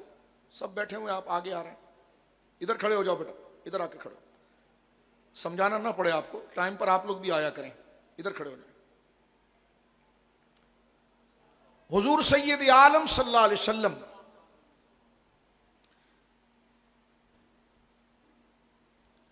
حضرت حسان کے لیے جو ممبر رکھواتے، تو اس میں ایک وجہ یہ بھی ہے کہ مشرکین مکہ نے حضور کے لیے بڑے کمزور الفاظ والے توہین آمیز شاعری قصیدے لکھے. تو حضرت حسان بہت بڑے شاعر تھے، بہت بڑے شخصیت تھی. تو انہوں نے کہا یا رسول اللہ صلی اللہ علیہ وسلم، میں جو ہوں وہ ان کفار مشرکین مکہ والوں کا جواب دوں گا. تو حضور علیہ الصلوۃ والسلام نے حضرت حسان کو کہا کہ نہیں، ان میں تو میرے خاندان کے لوگ بھی ہیں. یہ بخاری میں کتاب المناقب میں بھی ہر جگہ. فرمایا حسان، تم مشرکین مکہ جو مکہ والے ہیں ان پر تو بات کرے گا تو پیچھے سے تو خاندان ہمارا ہی ہے. تو اگر کوئی بات کر دے گا ان کے نسب کے اوپر تو وہ تو گندے ہیں، لیکن اگر تو نسب پر بات کرے گا تو بات میری طرف آئے گی. اور تو ہے انصاری، انصار ہے، اہل مدینہ ہے، تجھے نہیں پتا کہ قریش میں میرا خاندان کون سا ہے اور ان سے میری خاندانی تعلق کیا ہے. تو حضور نے فرمایا ادھر آؤ، ایسا کرو تم ابو بکر کے پاس جاؤ. ابو بکر سے پہلے میرے پورا فیملی ٹری، میرے پورے خاندان کو لکھ اور سمجھ، اور پھر جب تو حملہ کرے گا نا اپنے اشعار میں، وہ حملہ کیسا ہوتا تھا آگے آئے گا بھی. جب تو اشعار میں حملہ کرے گا نا مشرکین پر، میرے کچھ صحابہ میدان میں تلواروں کے ذریعے حملہ کریں گے. آج لوگوں کو یہ بھی فکر ہے کہ اسلام تلوار سے نہیں پھیلا. میں نے کہا بالکل اس کا بھی دخل ہے. جب انگریز کے بم کو برداشت کر سکتے ہو تو احسن اور درندوں کو اور فتنے کو ختم کرنے کے لیے تلوار کا استعمال اس وقت ہوتا ہے. تو اس کو قبول کرنے میں کیا حرج ہے؟ باقاعدہ چیپٹر لکھ دیے جاتے ہیں کہ حضور علیہ الصلوۃ والسلام اسلام جو ہے وہ تلوار سے نہیں پھیلا ہے. بالکل اسلام، آپ اس کا پرپس بتائیے نا. تو یہ سارا ہندوستان جو گورے نے قبضہ کیا تھا تو پھول دے کر کیا تھا. یہ جو فلسطین پر اسرائیل قبضہ کر رہا ہے مٹھائی کھلا کر رہا ہے. یہ مار کر رہا ہے. تو حضور نے تلوار اٹھائی. آپ کے غزوات ہیں, آپ کے صحابہ شہید ہوئے ہیں, اور وہ غزوات کسی نیک آدمی, کسی امن پسند آدمی پر ہاتھ نہیں اٹھانا تھا, بلکہ فتنے کی سر کو بھی کرنا تھا کہ جیسے بدن کے اندر کوئی جسم کا ٹکڑا سڑ جائے اور ایک انسان دوست ڈاکٹر یہ کہے کہ تم میرے مریض ہو اور مجھے تمہارے نام سے غرض نہیں ہے لیکن تمہاری جان سے غرض ہے, تم یہ حصہ کاٹ کر نکلوا دو تمہاری جان بچ جائے گی. تو انہی کو کاٹا گیا جن کے کاٹنے سے انسانیت بچی. مشرکین نے جب حضور سید عالم کے خلاف ہجو کی ہے اور یہ بات کی ہے تو حضور نے فرمایا حسان دیکھو تم اہل مدینہ ہو, تمہیں پتا نہیں ہے کہ اس میں میرا خاندان کون سا ہے, اور تم کوئی اشعار لکھ دو وہ اوپر میرے بزرگوں کی طرف چلا جائے تو یہ ان کی ہجو کرنے میں کہیں اہانت نہ ہو جائے. تو کہنے کہ حضور ہاں یہ بات تو ہے. فرمایا تم ابو بکر کے پاس جاؤ. سیدنا ابو بکر کو بلایا, فرمایا ان کو سب سکھاؤ. حضرت ابو بکر صدیق رضی اللہ عنہ, کیونکہ وہ بھی قریشی حضور کے خاندان کے ہیں, اوپر جا کر خاندان ایک ہی ہے, قریشی ہیں, ٹھیک ہے. یہ آج کے تفضیلیوں نے کوئی ایک نیا دھرم نکالا ہے, لیکن اوپر اگر آپ دیکھیں تو حضرت عمر بھی قریشی ہیں, حضرت عثمان بھی قریشی ہیں, خاندان تو ایک ہی ہے. بنو امیہ کا نام لو تو ایسا لگتا ہے جیسے راکٹ لگا دیا کسی نے ان کے پیچھے. بنو امیہ حضور کے چچزاد ہیں, شادیاں ہوئی ہیں آپسوں میں, حضرت عثمان بنو امیہ ہیں. تو یہ جو غلاظت یہ پھیلا رہے ہیں, سنی بچے کو متاثر نہیں ہونا چاہیے. ہاں بنو امیہ میں اگر یزید آ گیا ہے تو کیا بنو ہاشم کے اندر ابو لہب نہیں آیا؟ تو اس سے تھوڑی یہ ہو جاتا ہے. تو لہٰذا یہ کہ بنو امیہ کے نام کو ایسا چھوٹ سمجھنا, ابھی بھی دیکھو بستر پر اچھل رہے ہوں گے اس نام پر, لیکن جب اپنے آپ کو سنی ثابت کرنا ہوگا نا ان کو تو حضرت عثمان کی بھی تعریف کریں گے. تو میں نے کہا ساتھ میں یہ بھی بولنا کہ حضرت عثمان بنو امیہ سے تھے, سیدہ ام حبیبہ بنو امیہ سے تھی, سرکار نے اپنے دور میں 80% وزارت بنو امیہ کو دی. تو تیرے دھڑم ایرانی مذہب کو مانے, ہم یار سرکار کے مدنی مذہب کو مانے. ہاں توجہ کرنا. اس سے پتا چلا ہمارے علماء نے لکھا کہ علم الانساب جو انتہائی مشکل علم ہے, خاندانوں کا علم, برادریوں کا علم انتہائی مشکل ہے, اس میں سب سے بڑے عالم حضرت ابو بکر تھے. اب حضرت حسان نے قصیدہ تیار کیا, اب پڑھ رہے ہیں. سرکار دو عالم قصیدہ بردہ شریف کو ذہن میں رکھیے. سرکار دو عالم صلی اللہ علیہ وسلم کا عمل ہے یدعو لحسان منبرا فی المسجد یقوم علیہ قائما. آپ مسجد میں رسول اللہ صلی اللہ علیہ وسلم گاہے گاہے, یوں سمجھیے ہفتہ وار, مہینہ وار, جب موقع ملے, جب سرکار کا دل چاہے کا منبر لگاؤ اور کرو میری تعریف. اور یہ تعریف اس کی ہو رہی ہے جن کی تعریف کی جائے گی. میں کہوں ہماری تعریف کریں تو ہمیں 10 عیب ہیں, یہ ہمارے لیے کبر اور معیوب ہے. اور جو محمد ہو, اور محمد کون صلی اللہ علیہ وسلم, هو الذی یحمد حمدا بعد حمد, محمد اس کو کہتے ہیں صلی اللہ علیہ وسلم جس کی تعریف یک بعد دیگر بار بار بار بار کی جائے. بندے ختم ہو سکتے ہیں, محمد کی تعریف ختم نہیں ہو سکتی صلی اللہ علیہ وسلم, کیونکہ محمد کہتے ہی اس کی ہے جس کی تعریف کبھی ختم ہی نہ ہو. اس لیے حضرت حسان نے ایک شعر یہ بھی پڑھا تھا کہ ہوا حامد وذاک محمود, اللہ حامد ہے اور حضور محمد ہے. بلکہ شعر یہ کہ وہ شق لہو, یہ شعر اس طرح تھا جس کا میں ترجمہ بتاتا ہوں. ایک شعر حضرت حسان نے حضور کی شان میں پڑھا کہ یا رسول اللہ آپ کی شان یہ ہے کہ اللہ نے اپنے نام سے آپ کا نام نکالا, اپنے اسم سے, وہ شق اپنے اسم سے آپ کا اسم نکالا کہ وہ حامد ہے اور آپ محمود ہیں. دونوں کا مادہ اشتقاق حمد بنتا ہے. حمد ہی سے حامد ہے اس میں فاعل, اور حمد ہی سے محمود ہے اس میں مفعول. تو حضرت حسان اتنے باریک تھے.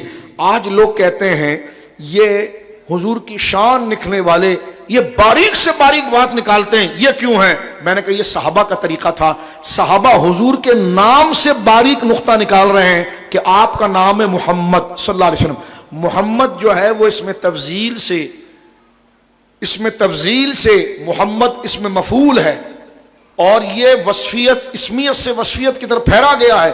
اور محمد بنائے حمد سے, اور حامد بنائے حمد سے, اور حمد ہی اس کا مادہ مشتق ہے. تو حضرت حسان نے یہیں سے بات کو پکڑ کے فرمایا کہ اصل تو حمد ہے, اللہ نے اسی سے اپنے ہی نام سے آپ کا نام نکالا کہ وہ حامد ہے اور آپ محمود ہیں. جیسے سورہ بنی اسرائیل میں فرمایا عسیٰ ان یبعثک ربک مقاما محمودا. محمود کا معنی ہوتا ہے تعریف کیا ہوا, جس کی واہ واہ کی گئی, اور حامد کا معنی ہوتا ہے تعریف کرنے والا, اور جس کی جا رہی ہے وہ ہوتا ہے محمود. اور سورہ بنی اسرائیل میں اللہ نے اپنے محبوب سے فرمایا, جس طرح یہاں حضرت حسان جو ہے مشرکین کی بکواس کا جواب دے رہے ہیں, یہ خدا کی سنت ہے. مشرکین جب حضور پر بکواس کرتے تھے تو رب قرآن میں جواب دیتا تھا. جس طرح انہوں نے کہا انک لست مرسلا, آپ رسول نہیں ہیں, اللہ نے فرمایا یاسین والقرآن الحکیم انک لمن المرسلین. یہ جواب دیا, یہ جملہ مشرکین کا تھا, انک لست مرسلا, معاذ اللہ آپ رسول نہیں ہیں. یہ کافروں نے کہا انک لست مرسلا, آپ رسول نہیں ہیں. اللہ نے سورہ یاسین میں جواب دیا یاسین والقرآن الحکیم, اے سید و سردار ہمیں اپنے عظیم قرآن کلام کی قسم. اللہ دیکھیں, رب کا مقام دیکھیں, حضور کی شان دیکھیں. جب یہ جملہ کہا گیا ان کی طرف سے کہ انک لست مرسلا, آپ رسول نہیں ہیں, اللہ نے یہ نہیں کہا کہ آپ رسول ہیں. جلال یہ کہ رب قسم اٹھاتا ہے والقرآن الحکیم, ہمیں حکمت والے قرآن کی قسم ہے. انک لمن المرسلین, انا بے شک تاکید کے لیے آیا, مرسلین کے اوپر لام تاکید آیا. فرمایا والقرآن الحکیم انک لمن المرسلین, بے شک ضرور آپ اللہ کے رسول ہیں. جواب کا انداز آپ دیکھیے کیسا ہے, جواب کا انداز کیسا ہے. یہ مقام اسی وجہ سے قصائد لکھے گئے ہیں, اسی شان کو اور اسی عقیدے کو محفوظ رکھنے کے لیے. فرمایا انک لمن المرسلین, ضرور آپ رسولوں میں سے ہے. اور انا بھی ذکر فرمایا. یہی طریقہ دیکھیں حضرت حسان کا بھی ہے. حضرت حسان کے بارے میں کہ منبر پر حضور ان کو کھڑا کرتے, کان النبی یدعو لحسان منبرا فی المسجد یقوم علیہ قائما یفاخر عن رسول اللہ, اور وہ حضور کا بیان, حضور کی بڑی شان فخر والی وہ بیان کرتے تھے. اور میری ماں کہتی او قالت, اور سیدہ عائشہ صدیقہ رضی اللہ تعالی عنہا یہ کہتی ہیں کہ حضور علیہ الصلوۃ والسلام کی شانوں کو آپ بیان کرتے تھے, اور ساتھ میں ینافح عن رسول اللہ, حضور کی طرف سے دفاع بھی کرتے تھے اور جواب دیتے. وَيَقُولُ, اور وَيَقُولُ رسول اللہ, اور جب وہ پڑھ رہے ہوتے تھے تو سرکار یہ کہتے تھے ان اللہ یؤید حسان بروح القدس ما یفاخر او ینافق عن رسول اللہ. حسان جب تک میری بڑائی بیان کرتا ہے, حسان جب تک میرے دشمنوں کے خلاف بولتا ہے, اللہ جبریل کے ذریعے اس کی مدد کرتا ہے. یہ حضور فرما ان اللہ یؤید حسان بروح القدس, اللہ جبریل کو بھیجتا ہے کہ حسان کے ساتھ کھڑا ہو اور حسان کی مدد کر. کب تک مدد کر؟ ما یفاخرو او ینافح عن رسول اللہ, جب تک حسان حضور کی بڑائیاں بیان کر رہا ہو. تیرے تو وصف عیب تنائی سے ہے بری, سرور کہوں کہ ماں, ایک کے بعد ایک بڑائی. سرور کہوں کہ مالکو مولا کہوں تجھے, باغ خلیل کا گل زیبا کہوں تجھے. اللہ رے تیرے جسم منور کی تابشیں, اے جانے جانے جانے تجلا کہوں تجھے. تیرے کتنی بڑائیاں بیان کریں, تیرے تو وصف عیب تنائی سے ہیں بری. حیراں ہوں میرے شاہ میں کیا کیا کہوں تجھے.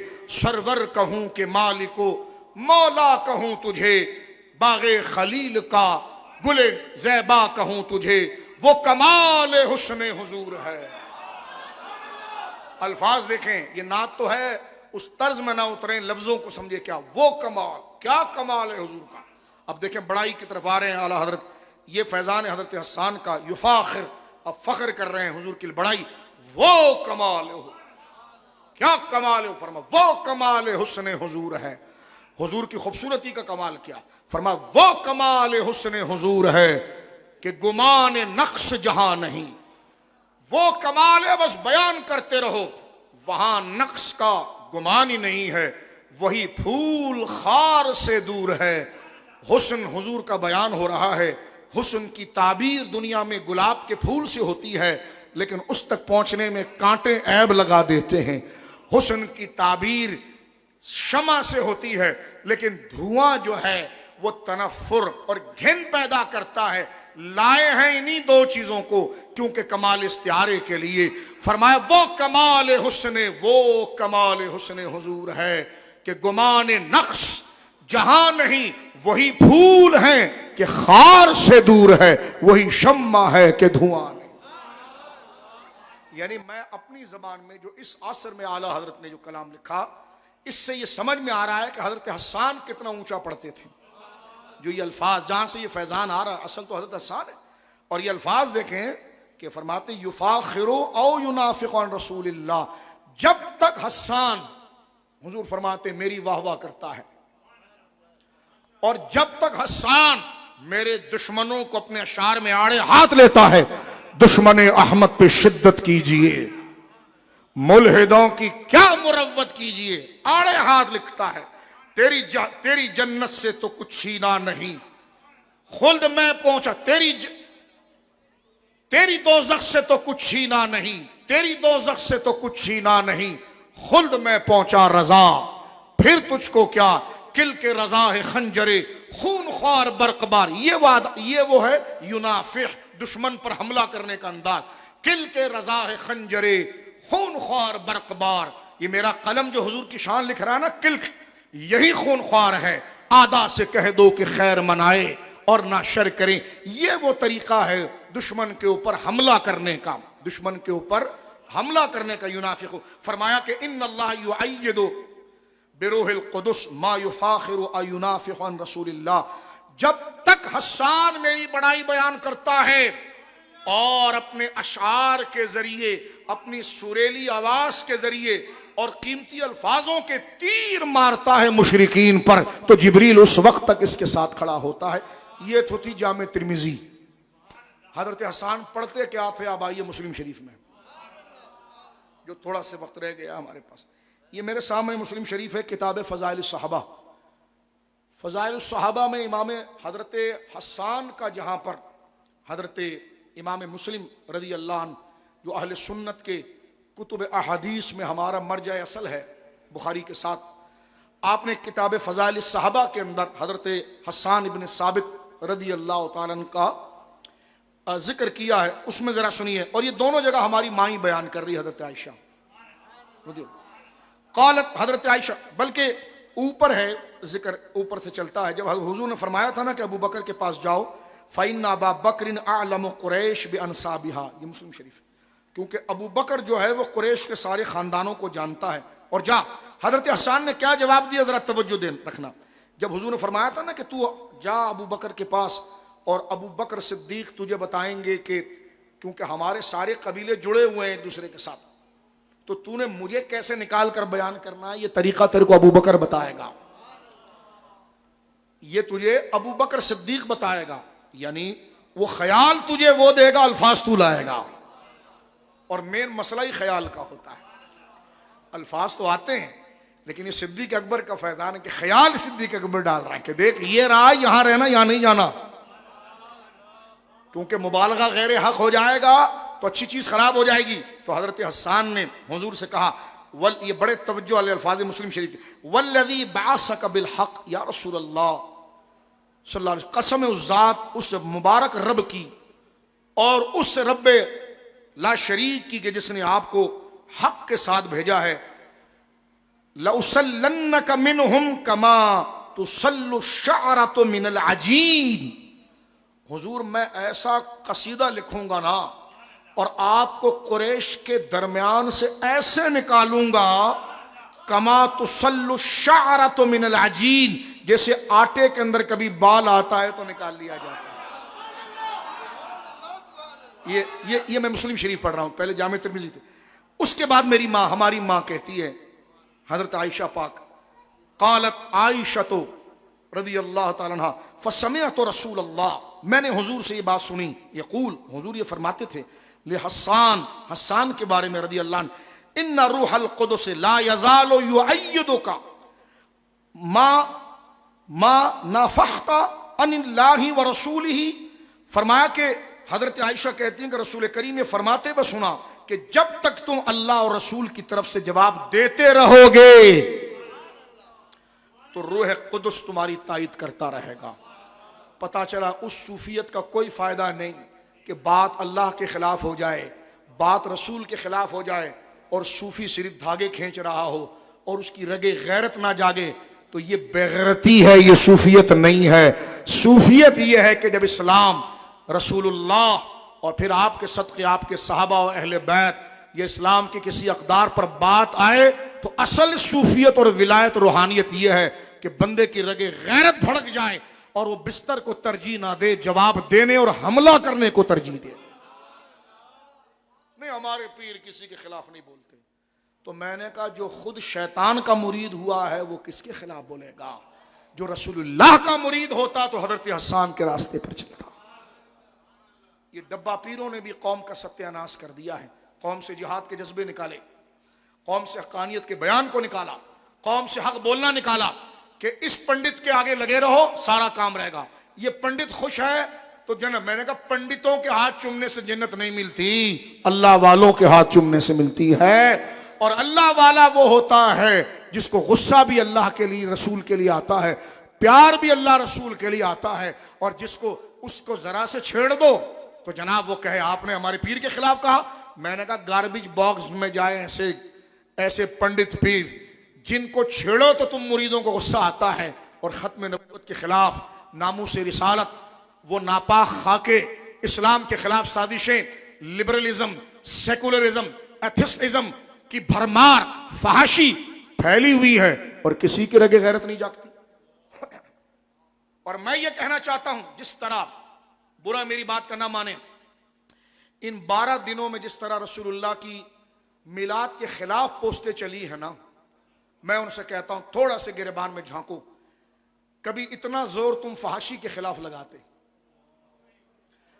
ججوں کے غلط فیصلے کے خلاف لگاتے، اسی سپریم کورٹ نے ٹرانسجنڈر کے مسئلے پر جو بدترین فیصلہ دیا تھا اور ہم جنس پرستی کی طرف گویا کہ اشارہ اور فحاشی کی تعریف، کتنی پوسٹیں چلی۔ اسی صوبہ سندھ کے وزیر اعلیٰ نے جب مندر میں جا کر مورتی کی پوجا کی تھی تو کتنی جماعتوں نے حق بیان کیا تھا خدا کی توحید کے لیے۔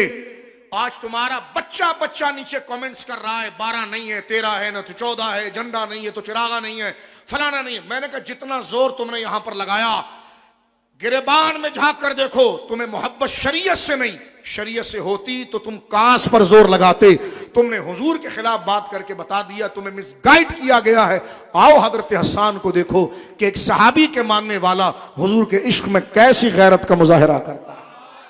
میری اس بات سے ناراض نہیں ہونا، طنز نہیں کر رہا ہوں، بتا رہا ہوں آپ کو کہ ہماری طاقتیں کہاں لگنی چاہیے، ہمارے نوجوان کا ذہن کہاں لگنا چاہیے۔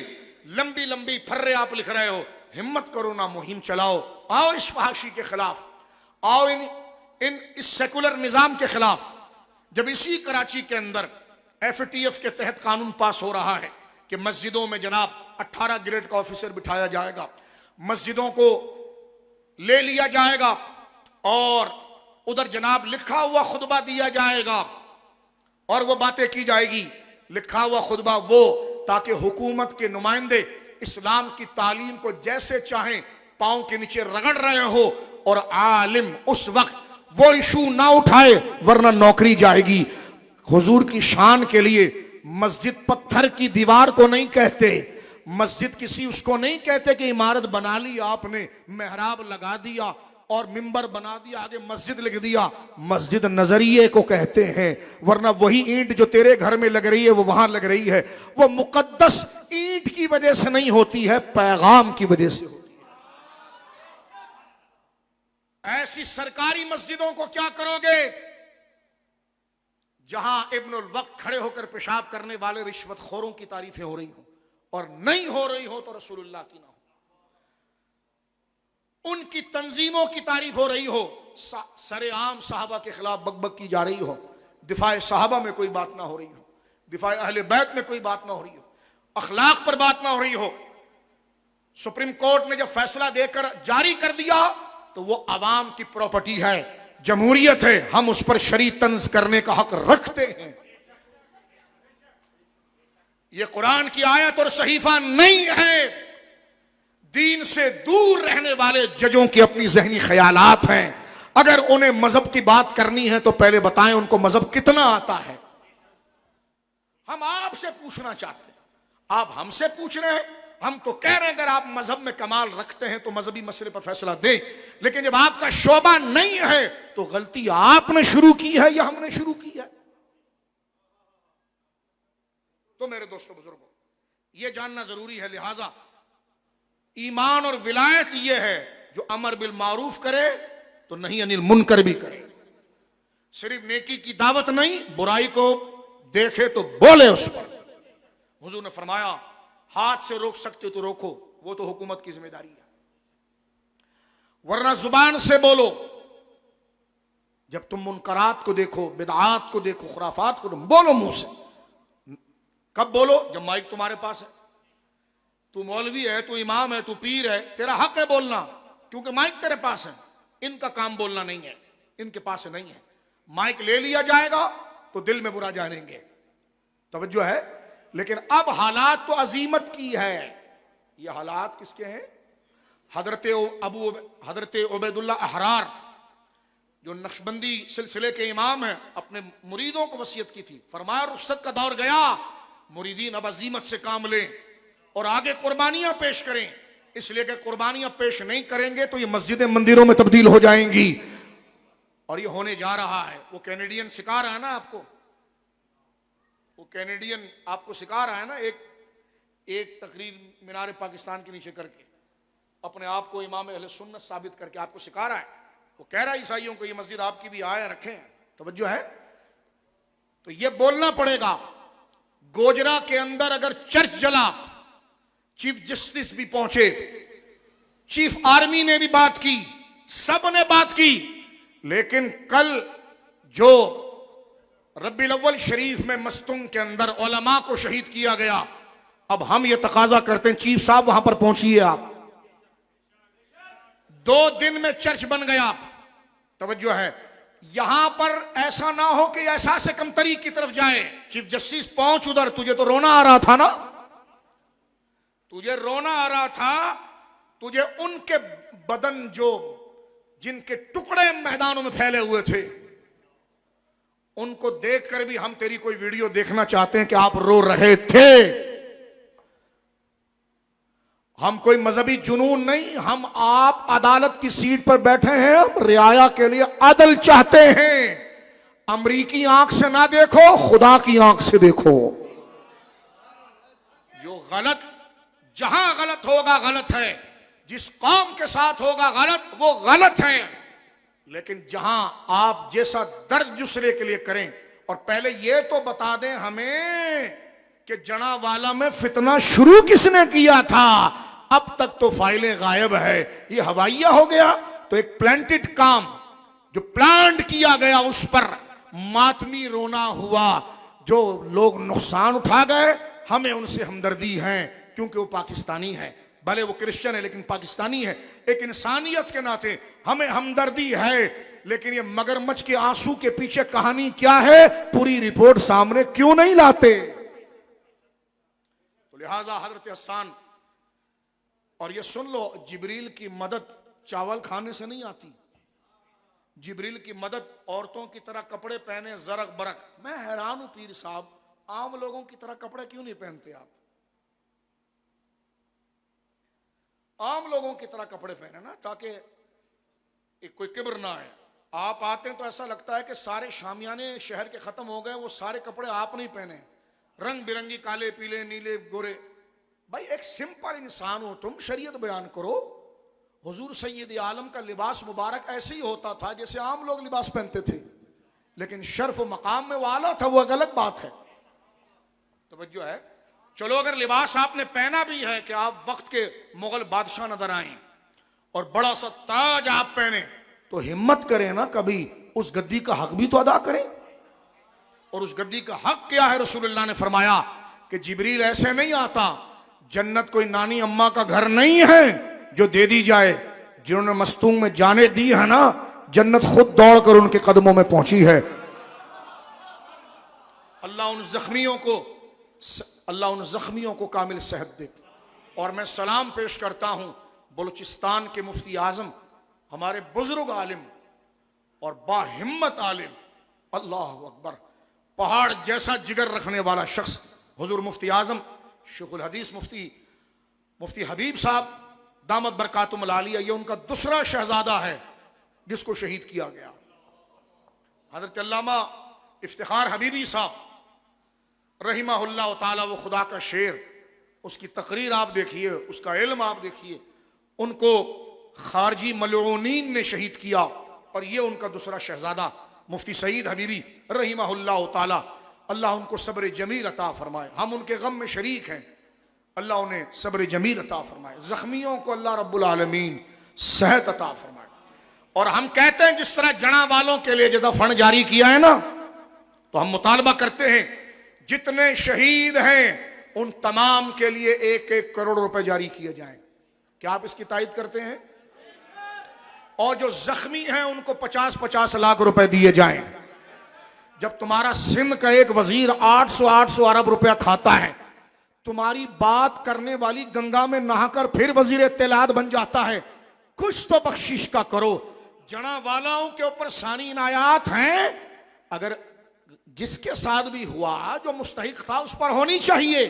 لیکن یہ ایک طرف ڈھلنا، یہ جڑوں کو اندر آگ لگانے والی بات ہے کہ نام تم نے اتحاد، تنظیم سب رکھا ہوا ہے لیکن کام وہ نہیں ہے.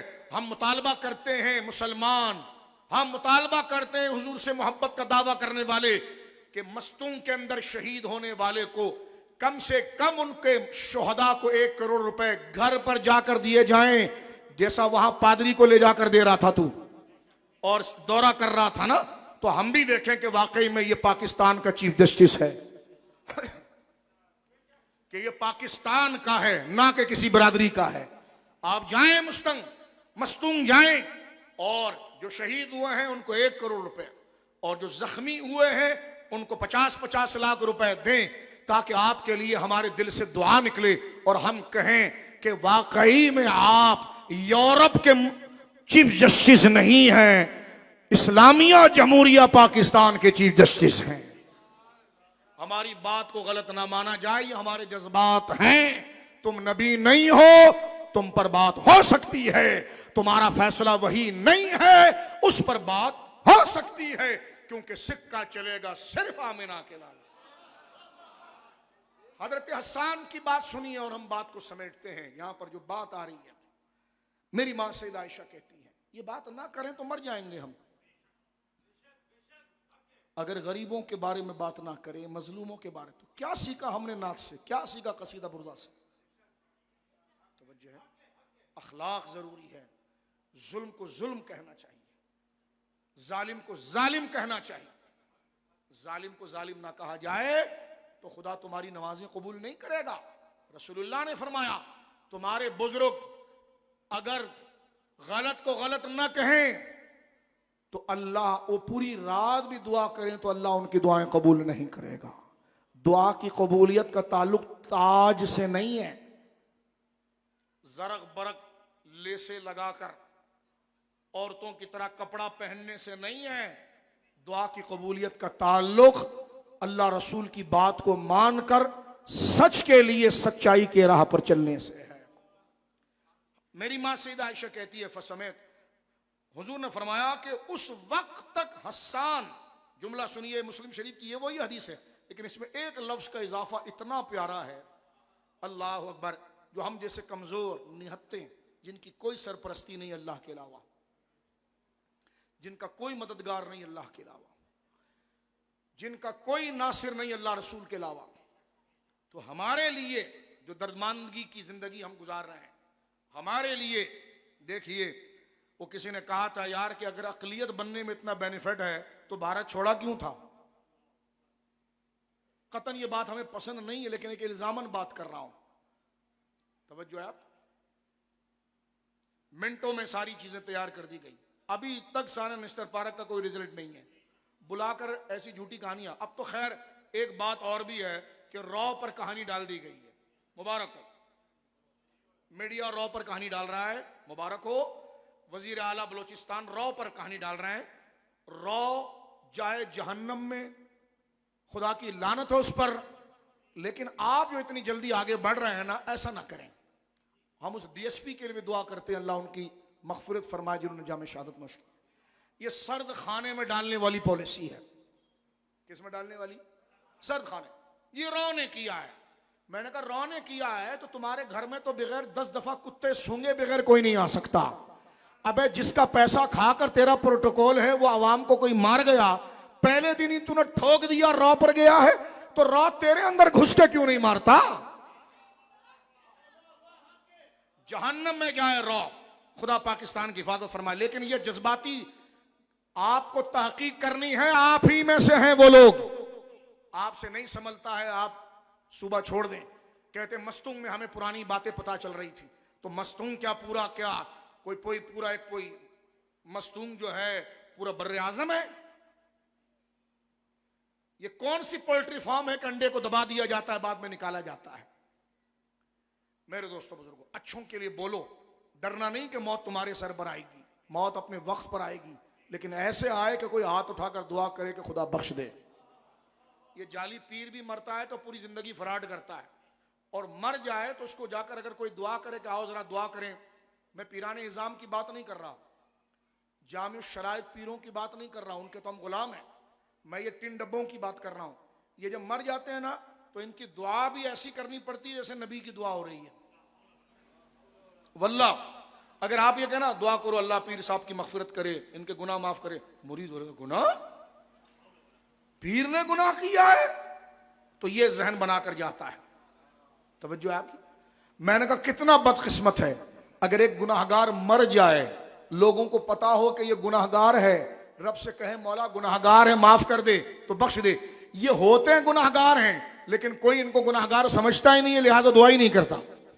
تو بس یہ ہے بناوٹی بناسپتی نظام۔ توجہ ہے؟ طریقت اور روحانیت کیا ہے جو حضرت حسان میری ماں بیان کر رہی ہے؟ فرمایا جبریل اس وقت تک حسان کی مدد کرتا ہے جب تک حسان حضور کے دشمنوں کو جواب دیتا ہے۔ اور آگے سنیے میرے دوستو بزرگوں، حضرت حسان کے بارے میں حضور نے فرمایا میری ماں یہ بات کہتی ہے اللہ میری ماں کی قبر پر رحمت اتارے اور اس مبارک مٹی کے صدقے خدا ہمیں نسبت عطا فرمائے اور بار بار مدینہ اور میری ماں کی شفاعت نصیب کرے ہمیں۔ فرمایا جس کی ماں سیدہ عائشہ جیسی ہو، ہاں بس ایک دفعہ حضور کی وفا پر مر جاتا، رب کو راضی کریں گے رسول اللہ اور حضور کو راضی کرے گی سیدہ عائشہ۔ ہاں بس ایک دفعہ وفا پر مر جا، غداری نہ کرنا رسول اللہ سے۔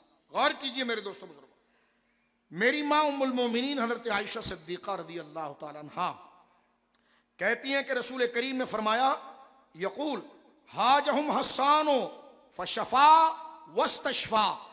ام المومنین کہتی ہیں کہ حسان، حضور نے فرمایا حسان نے کفار کا رد کر کے اور کفار کی ہجو کر کے، کفار کے لیے سخت لفظ بول کے فشفا واشتفا، فرمایا کفار کا رد کر کے ان کے خلاف بول کر مسلمانوں کے دلوں کو شفا دیا اور کافروں کے دل کو بیمار کر دیا۔ یہ حضور نے ٹائٹل دیا ہے حضرت حسان کو کہ حسان جب کافروں کے خلاف بولتا ہے، میرے دشمنوں کے خلاف بولتا ہے، تو اس سے مسلمانوں کے دلوں کو شفا ملتی ہے۔ پیر پریشان ہو رہا ہوتا بھائی کس کو تقریر کے لیے بلا لیا؟ مجھے ایک پیر صاحب نے تقریر کے لیے بلایا، موضوع مجھے دیا امام ربانی کا۔ کون سا؟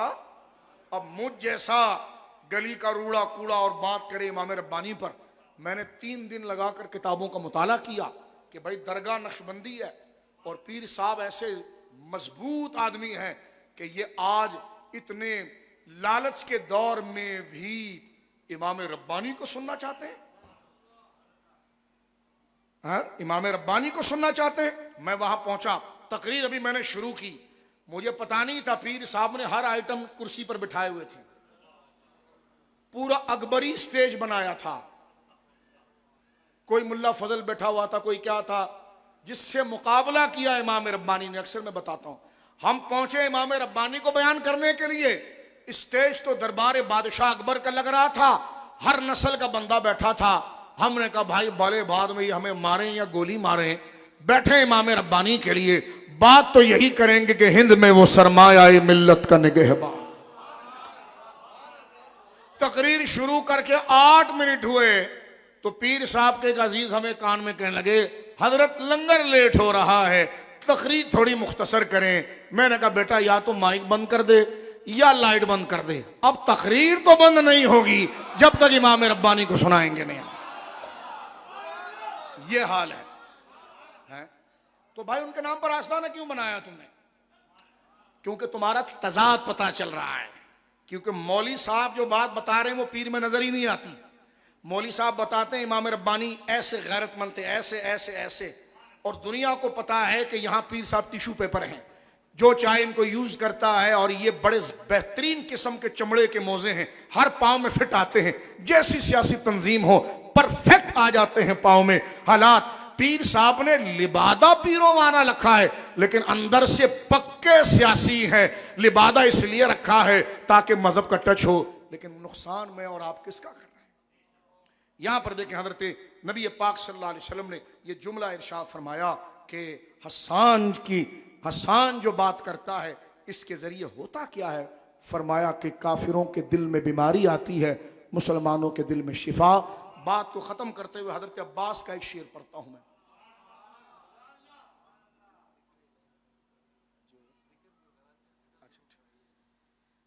ورنہ جامع ترمذی شریف میں حضرت عبداللہ بن رواحہ جو بہت غیرت مند صحابی تھے, جوان بیٹھے ہیں, وہ بھری جوانی میں شہید ہوئے ہیں,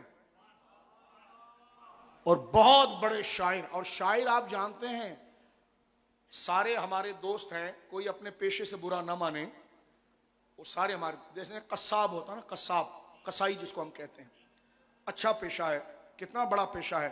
وہ اللہ کے نام پر ذبح کرتا ہے, جب جا کر ہمیں گوشت ملتا ہے.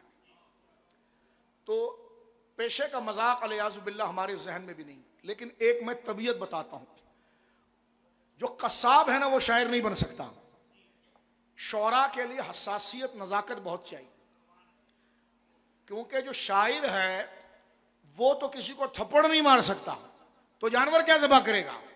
اس کے لیے دل اور دماغ اور پختگی ویسی ہونی چاہیے. توجہ ہے, میں قریشی برادری میں امام بھی رہا ہوں اپنے بالکل جوانی کے ٹائم پر. یوں سمجھ لیجئے جب میری عمر 18 سال 19 سال تھی تو میں قریشیوں سے محبت کرتا ہوں. لیکن بات جو میں آپ کے سامنے کرنا جا رہا ہوں وہ ذرا سنیے آپ. وہ یہ ہے کہ جو قریشی ہیں وہ ظاہر سی بات ہے قصائی ہیں, سخت مزاج ہیں, لیکن اللہ نے ان کو شرف دیا ہے کہ بسم اللہ اللہ اکبر کہہ کے ذبح کرتے ہیں تو سارے مسلمانوں کو حلال گوشت ملتا. اور یہ کتنی بڑی عبادت ہے, ذبح کا حکم شریعت میں بہت ضروری ہے. علماء نے تو یہاں تک لکھا ہے کہ گوشت نظروں سے غائب بھی نہ ہو جائے. مسلمان کے ہاتھ سے ایک گوشت مثال کے طور پر کہیں سے آ رہا ہے, کاٹا مسلمان نے لیکن لائے گا غیر مسلم, تو مسلمان کے لیے کھانا جائز نہیں ہوگا. اتنا حساس مسئلہ ہے. مسلمان کے ہاتھ سے کٹے, مسلمان ہی کے ذریعے مسلمان تک پہنچے, یہ ذبیحہ کے مسائل ہیں. لیکن دیکھیے جانور کو کاٹنا, قربانی میں ایک دن کاٹتا ہے تو ہمارا بندہ ایک ہفتہ روتا رہتا ہے کہ میں نے اس بکرے سے پیار کیا تھا, یہ کیا تھا. تو مجھے بتاؤ کہ ہم ایک دفعہ جانور کاٹتے ہیں تو 3 دن تک ہمیں کھانا اچھا نہیں لگتا. اگر یہ دل و دماغ کی حساسیت ہمارے قریشی بھائیوں کی ہو جائے گی تو صرف منگل کے دن ناغا نہیں ہوگا, کم سے کم 5 دن ناغا ہوگا. تو اب آپ دیکھیں وہ ذہنی پختگی اور سختی. تو شاعر جو ہوتا ہے وہ انتہائی حساس ہوتا ہے, بڑا باریک ہوتا ہے, وہ بڑا باریک ہوتا ہے. اس کا غصہ اتنا ہی ہے, دوسرے کا غصہ تو یہ ہے کہ خدا نہ کرے پتھر مار دے, ڈنڈا مار دے. شاعر جب بہت زیادہ غصے میں آئے نا تو صرف وہ اپنی پیشانی پہ شکن لے آئے بس, تو اس سے پتہ چلتا ہے کہ بڑے نازک مزاج ہیں اور پھر یہ بڑے طبیعت سے چیزیں. تو حضرت عبداللہ بن رواحہ شاعر تھے، لیکن عشق مصطفیٰ میں ایسے رنگے گئے ہیں. ان کا میں شعر پڑھتا ہوں آپ کے سامنے. جامع ترمذی میرے سامنے، حدیث نمبر 2847، 2847. یہ حدیث ہے حضرت عبداللہ بن رواحہ سے متعلق. شاعر ہیں. شاعر تو پھول کی پتی کو توڑتے بھی رو جاتا ہے، اتنا نازک ہوتا ہے نا مزاجن، حساس ہوتا ہے. لیکن عبداللہ بن رواحہ کمال کے شاعر تھے. لیکن حضور کے لیے ایسی غیرت تھی، بخاری شریف میں ہے کہ کسی قبیلے میں حضور علیہ الصلوۃ والسلام صلح کرانے کے لیے تشریف لے گئے. اس زمانے میں سواری خچروں پر ہوتی تھی. سرکار اترے اپنے دراز گوش سے، خچر سے اتر کر اس مجمع میں گئے تو وہ جانور بھی اتنا ادب والا تھا کہ جب تک حضور بیٹھتے تھے تو پیشاب نہیں کرتا تھا. حضور اترے تو سرکار کا یہ دراز گوش چل کر، جب حضور چلے گئے وہاں تو یہ کھڑا رہا، پھر اس نے پیشاب کیا. جب پیشاب کیا تو ایک منافق عبداللہ بن ابی جو مسلمانوں کا لبادہ اوڑھتا تھا، قرآن میں پوری سورت المنافقون ہے، اس نے ایک چادر لے کر اپنے منہ سے لگائی اور اس نے کہا کہ اس خچر کے پیشاب میں اتنی بدبو ہے کہ میری ناک کے نتھنے جل رہے ہیں. اور بات ٹھیک ہی ہے، خچر کے پیشاب میں خوشبو تو نہیں ہوتی، بدبو ہی ہوتی ہے. لیکن آگے کھڑے تھے عبداللہ بن رواحہ، یہی جن کا شعر پڑھ رہا ہوں جو شاعر. انہوں نے آگے بڑھ کر اتنا زور سے پنچ مارا عبداللہ بن ابی کو، حالانکہ عمر میں بڑا تھا، وہ قد میں بھی لمبا تھا. چھلانگ مار کے جب پنچ مارا تو وہ زمین پر دھڑام سے گرا اور اس کے سینے پر چڑھ کر کہنے لگے تجھے پتا ہے یہ کس کا ہے؟ یہ حضور کا ہے. اور تو نے کہا کہ حضور کے جانور کے پیشاب میں بدبو ہے. فرمایا واللہ لحمار رسول اللہ صلی اللہ علیہ وسلم اطیب ریحا من. اے بوڑھے عبداللہ بن ابی، تو نے جو اپنے بدن پر مشک لگایا ہے نا، اس سے بدبو آ رہی ہے، لیکن حضور کے دراز گوش اس خچر کا پیشاب تیرے مشک سے زیادہ خوشبو دے رہا ہے. یہ ہے صحابہ کی نظر میں رسول اللہ کی قدر. اس نے حضور کو نہیں کہا تھا، توجہ ہے، سیاسی دھوکے باز، بوری باز، بوریاں بنانے والے لیڈروں سے پیار نہ کرو، تمہارے کو دل رسول اللہ سے پیار کے لیے دیا گیا ہے، ان سے پیار کرو. وہ غیرت وہاں دکھاؤ. یہ عبداللہ بن رواحہ ہے کہ جنہوں نے گھونسا مار کر اس کو زمین پر گرایا، اور یہ بخاری میں، مسلم میں اور کئی جگہ پر یہ روایت موجود ہے. آج ذرا ان کا جلال دیکھیے. فتح مکہ ہے اور حضور کو لے کر جا رہے ہیں مکہ، اور جیسی مکے میں یہ داخل ہوئے تو ہے تو یہ انصاری، حضرت عبداللہ بن رواحہ کے ماموں ہے انصاری ہے، عبداللہ بن حضرت ابو درداء کے ماموں ہیں. لیکن ان کو حضور نے، صحابہ نے بتایا تھا کہ مکہ والوں نے حضور پر کیسے ظلم کیا ہے اور صحابہ پر کیسے ظلم کیا ہے. تو حضرت عبداللہ بن رواحہ اس بات کو جانتے تھے. اب آئیے، سب سن لیا تو اب سنیے ان کے مزاج، ان کا غصہ کیسا تھا. لوگ کہتے جی بہت جذباتی، بہت جذباتی. میں نے کہا جب تیرا مارکیٹ میں کوئی 2 روپے رول ہے تو پھر تیرا کوئی ویڈیو بنا کر تجھے دکھائے کہ آپ جو آج لوگوں کو بھاشن اخلاق کا دے رہے تھے نا، تو آپ کا کیا مزاج ہے. توجہ ہے، یہ قادیانیوں کا یا لبرلوں کا یہ بہت بڑا ماتم ہے. یہ بہت جذباتی ہے، بہت جذباتی. میں نے کہا یہ جب تم لوگوں کی املاک جلاتے ہو اور توڑ پھوڑ روڈوں پر کرتے ہو، جس میں تم روزانہ اٹھائے جا رہے ہو لبرلوں، تو یہ بڑا اخلاق ہے جناب. توجہ ہے آپ کی، بڑا اخلاق ہے. ایک عورت نے کیا کیا قیامت ڈھائی. ہاں تو میں نے کہا لبرلوں، سیکولروں، تمہارا بڑا اخلاق ہے. یہاں پر علماء کے پیچھے آتے ہیں، ان علماء کے پیچھے جن کا کاز ختم نبوت تھا، اور ختم نبوت آئین میں ہے، اور ان کو اسٹریٹ گولیاں لاہور میں ماری گئی ہیں، لیکن ان بچوں نے سینے پر گولیاں کھائیں، اسلحہ چھینا نہیں. تمہیں یہ عورتوں نے دوڑایا.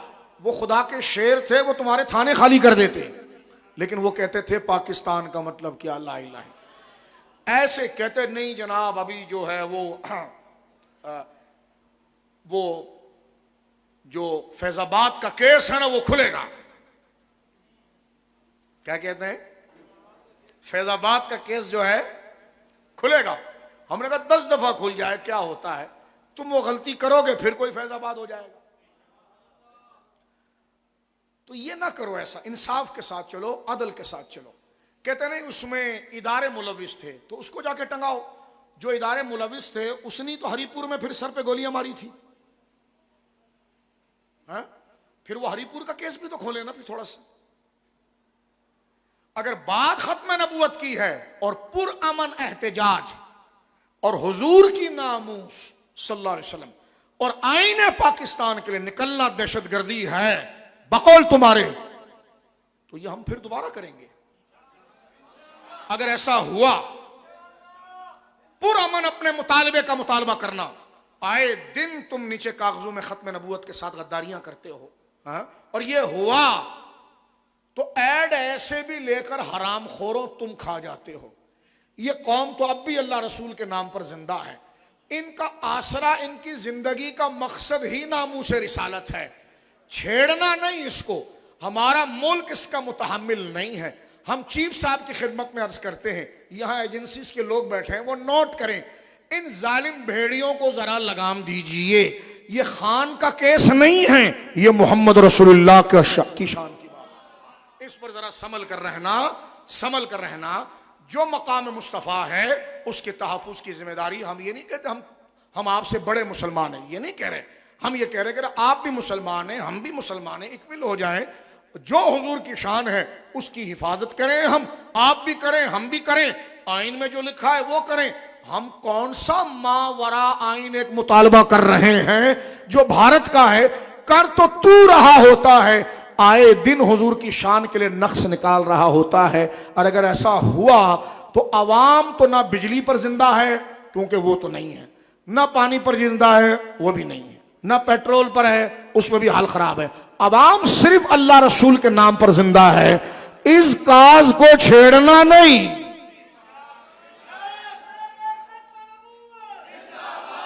ہم صرف یہ بات کرنا چاہتے ہیں۔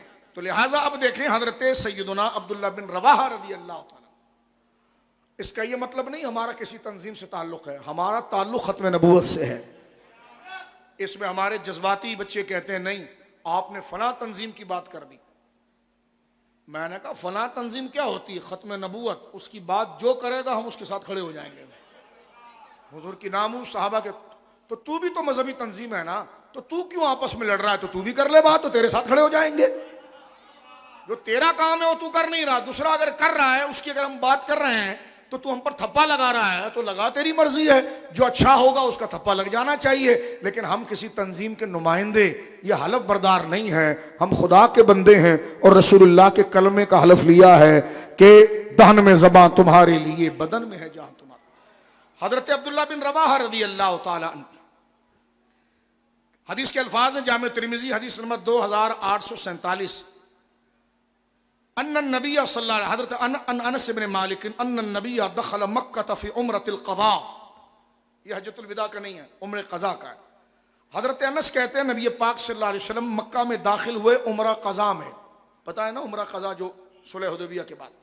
وہ عبداللہ بن رواحہ بین یدی یمشی وهو یقول، حضور سے آگے پروٹوکول کے ساتھ چل رہے تھے حضرت عبداللہ بن رواحہ رضی اللہ تعالی عنہ، اور آپ کافروں کو دیکھ کر کہہ رہے تھے خلو بنی کفار عن سبیلہ الیوم نضربکم علی تنزیلہ۔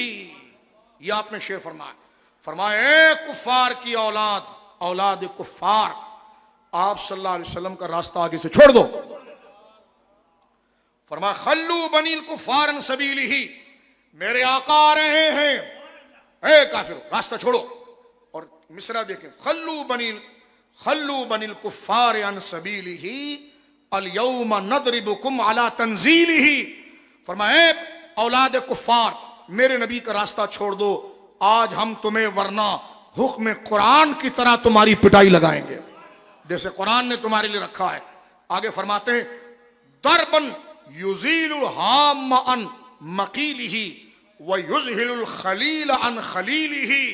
فرمایا اے اولاد کفار نبی مکرم صلی اللہ علیہ وسلم کا راستہ چھوڑ دو، آج ہم تمہیں حکم قرآن کی مار ماریں گے، اور ایسا ماریں گے جو کھوپڑی کو اپنی جگہ سے دور کر دے گی اور دوست کو دوست سے جدا کر دے گی۔ یہ جملہ کس کا ہے؟ عبداللہ بن رواحہ۔ کس کے سامنے؟ رسول اللہ کے سامنے. حضرت عمر نے جب یہ سنا کہ جملہ جو ہے عبداللہ بن رواحہ اتنا سخت بول رہا ہے، فقال عمر یا ابن رواحہ، حضرت عمر نے کندھا پکڑ کے کہا اے ابن رواحہ کیا کر رہا ہے؟ بین یدی رسول اللہ صلی اللہ علیہ وسلم وفی الحرم تقول الشعر، فرمایا حرم میں داخل ہو گیا ہے، تو حرم میں آ گیا ہے اور حضور تیرے سامنے اور تو یہ شعر کہہ رہا ہے. سرکار نے فرمایا فقال رسول اللہ خل عنہ عمر، عمر پیچھے ہٹو. اے رواحہ پھر بول، اے عبداللہ بن رواحہ پھر بول ان کو کہ رسول آ رہے ہیں، اے اولاد کفار راستہ چھوڑ، ورنہ تمہارا وہی حال کریں گے جو قرآن میں لکھا ہوا ہے. تلوار کی ضرب ایسی لگے گی کہ کھوپڑی سے پار جائے گی، دوست دوست سے جدا ہو جائے گا. سرکار نے فرمایا خل عنہ یا عمر فلہی عصرہ فیہم ندح النبل، فرمایا اے عمر پیچھے ہٹ جا، اور یہ اشعار جو میرا عبداللہ بن رواحہ پڑھ رہا ہے یہ کفار کے دلوں میں تیر کی طرح گھس رہا ہے. یہ حضور نے شاہ فرمایا. یہ ہے پیری، یہ ہے امت کے سب سے بڑے پیر رسول اللہ، اور امت کے سب سے سنجیدہ مرید حضرت عبداللہ بن رواحہ. صحابہ کی جماعت. پیری مریدی کیا ہوتی ہے؟ میں نے کہا ہو رہی ہے نا پیری مریدی، اور پیری مریدی کیا ہوتی ہے؟ کوئی پیری مریدی کوئی دوسری ہوتی ہے؟ پیر حضور ہیں، مرید صحابہ ہیں، مرید صحابہ ہیں. سب چیزیں مرید سے مانگتے ہیں. مرید کو فرمان بردار ہونا چاہیے، مرید کو پیر کے آگے نظریں نہیں اٹھانی چاہیے. میں نے کہا پیر بھی تو پھر ایسا ہو نا، پیر بھی تو ایسا ہو، پیر کو بھی خدا سے شرم کرنی چاہیے، اللہ سے حیا کرنی چاہیے، شریعت کا مسئلہ جاننا چاہیے. توجہ ہے آپ کی؟ اور یقیناً جو پیران نظام ہیں ان کی تو جب اللہ کے بارگاہ کے مطیع ہوتے ہیں تو پھر ہر بندہ، پھر تو ہم یہی اپنی زبان سے کہتے ہیں کہ مجھ کو رسوا بھی اگر کوئی کہے گا تو یوں ہی کہ وہی نہ وہ رضا بندہ رسوا تیرا، کیا دبے جس پہ حمایت کا ہو پنجا تیرا، شیر کو خطرے میں لاتا نہیں کتا تیرا. جب پیر غوث اعظم جیسا ہوگا، امام ربانی جیسا ہوگا، ہاں امام ربانی جیسا پیر ہوگا، غوث اعظم جیسا پیر ہوگا، غریب نواز جیسا پیر ہوگا، امام ابو حنیفہ جیسا پیر ہوگا، امام احمد بن حنبل جیسا پیر ہوگا. کئی 100 کوڑے کھا لیے کمر پر، شاگردوں کے سامنے ان کو مدرسے سے رگڑ کے لے گئے. 2 نمبر کہہ رہے تھے کہ جناب مولانا کو اتنا سخت فتویٰ دینا ہی نہیں چاہیے تھا کہ آج پولیس گھس گئی. میں نے کہا حق بولنے پر ہمارے بزرگوں نے یہ سزائیں اٹھائی ہیں. حضرت امام احمد کو گھر سے گھسیٹ کے لے کر گئے، اور وہ امام احمد جو روز رسول اللہ کی زیارت کرتے ہیں، ولایت میں یہ مقام ہے. تو یہ چیزیں مانے نہیں ہیں، اللہ آزمائش سے بچائے، لیکن ان چیزوں سے کسی کا مرتبہ نہیں، مرتبہ بڑھتا ہے، مرتبہ بڑھتا ہے.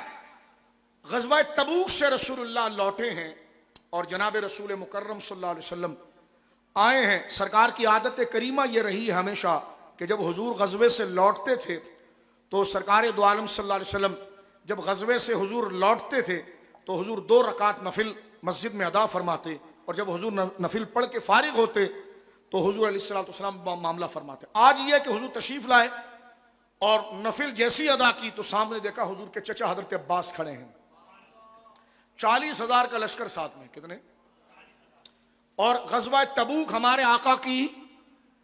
آقا علیہ السلام کی حیات کی آخری جنگ.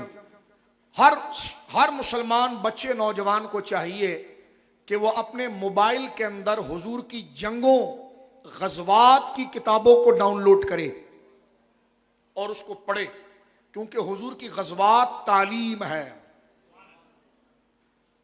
صحابہ کرام کے حالات پڑھیں. یہ اتنی موٹی موٹی ناولیں لے کر جو اپنا آنکھیں بھی کالی کرتے اور دل بھی کالے کرتے ہو، تو اگر چہرہ بھی روشن کرنا ہے، دل بھی روشن کرنا ہے، تو کبھی کربلا کو پڑھو، کبھی حضرت ابوبکر کو پڑھو، کبھی حضرت عمر کی فتوحات پڑھو، کبھی پڑھو جنگ قادسیہ کو پڑھو، کبھی پڑھو روم کی جنگ کو پڑھو، حضرت فاروق اعظم کے دور مبارکہ کی جنگوں کو پڑھو، تاکہ آپ کو پتہ چلے کہ یہ مضبوط بدن، یہ مال، یہ طاقت استعمال کرنے کا صحیح راستہ کیا ہے اور انسان کیسے زندگی گزارے. اور جہاد کے راستے میں ہی زندگی ہے اور وہی ترقی ہے، کیونکہ جہاد کسی کو مارنے کا نام نہیں ہے، جہاد فتنے کو راستے سے ہٹا کر آنے والوں کے لیے راستہ سازگار کرنے کا نام ہے۔ حضرت عباس آئے، سرکار دو عالم صلی اللہ علیہ وسلم مسجد سے نماز پڑھ کے فارغ ہوئے ہیں، سرکار کریم علیہ الصلوۃ والسلام نے دیکھا تو حضرت عباس نے عرض کی یا رسول اللہ میں نے آپ کا ایک قصیدہ لکھا ہے۔ حضور میں نے، جیسے امام بصری کا قصیدہ نا، قصیدوں کی شان، یہ آخری بات ہے، میں نے آپ کا قصیدہ لکھا ہے یا رسول اللہ۔ سرکار کریم نے یہ نہیں فرمایا کہ ابھی مجاہدین آئے ہیں، تھکے ہوئے ہیں اور لوگ اپنے ضروری معاملات لکھوا رہے ہیں، قصیدہ بعد میں ہوتا رہے گا، نہیں۔ حضور علیہ الصلوۃ والسلام نے ارشاد فرمایا قل لا یفدد اللہ فاک، میرے چچا اللہ رب العالمین آپ کے منہ کو سلامت رکھے جس سے آپ میرا قصیدہ پڑھیں گے، پڑھیے قصیدہ۔ اب صحابہ کا مجمع لگا ہوا ہے حضرت مسجد نبوی شریف میں کہ صحن میں یہ محفل ہو رہی ہے۔ حضرت عباس حضور کے چچا حضور کا قصیدہ پڑھ رہے ہیں۔ سرکار نے یہ نہیں کہا کہ رومیوں سے لڑنے گئے تھے، اتنے فتنے معاملات ہو گئے ہیں، ابھی تازہ تازہ آئے چچا جان، رات کو دیکھ لیں گے، پرسوں دیکھ لیں گے، محفل 15 دن کے بعد کر لیں گے، ابھی ذرا یہ مجاہدین کا جو معاملہ ہے یہ کتابوں میں مرتب کرنا ہے، حالات ہیں، مشاورت چلے گی۔ سرکار نے سارے کام روک دیے، فرمایا چچا جان آپ پڑھیے جو آپ نے میری شان میں لکھا ہے۔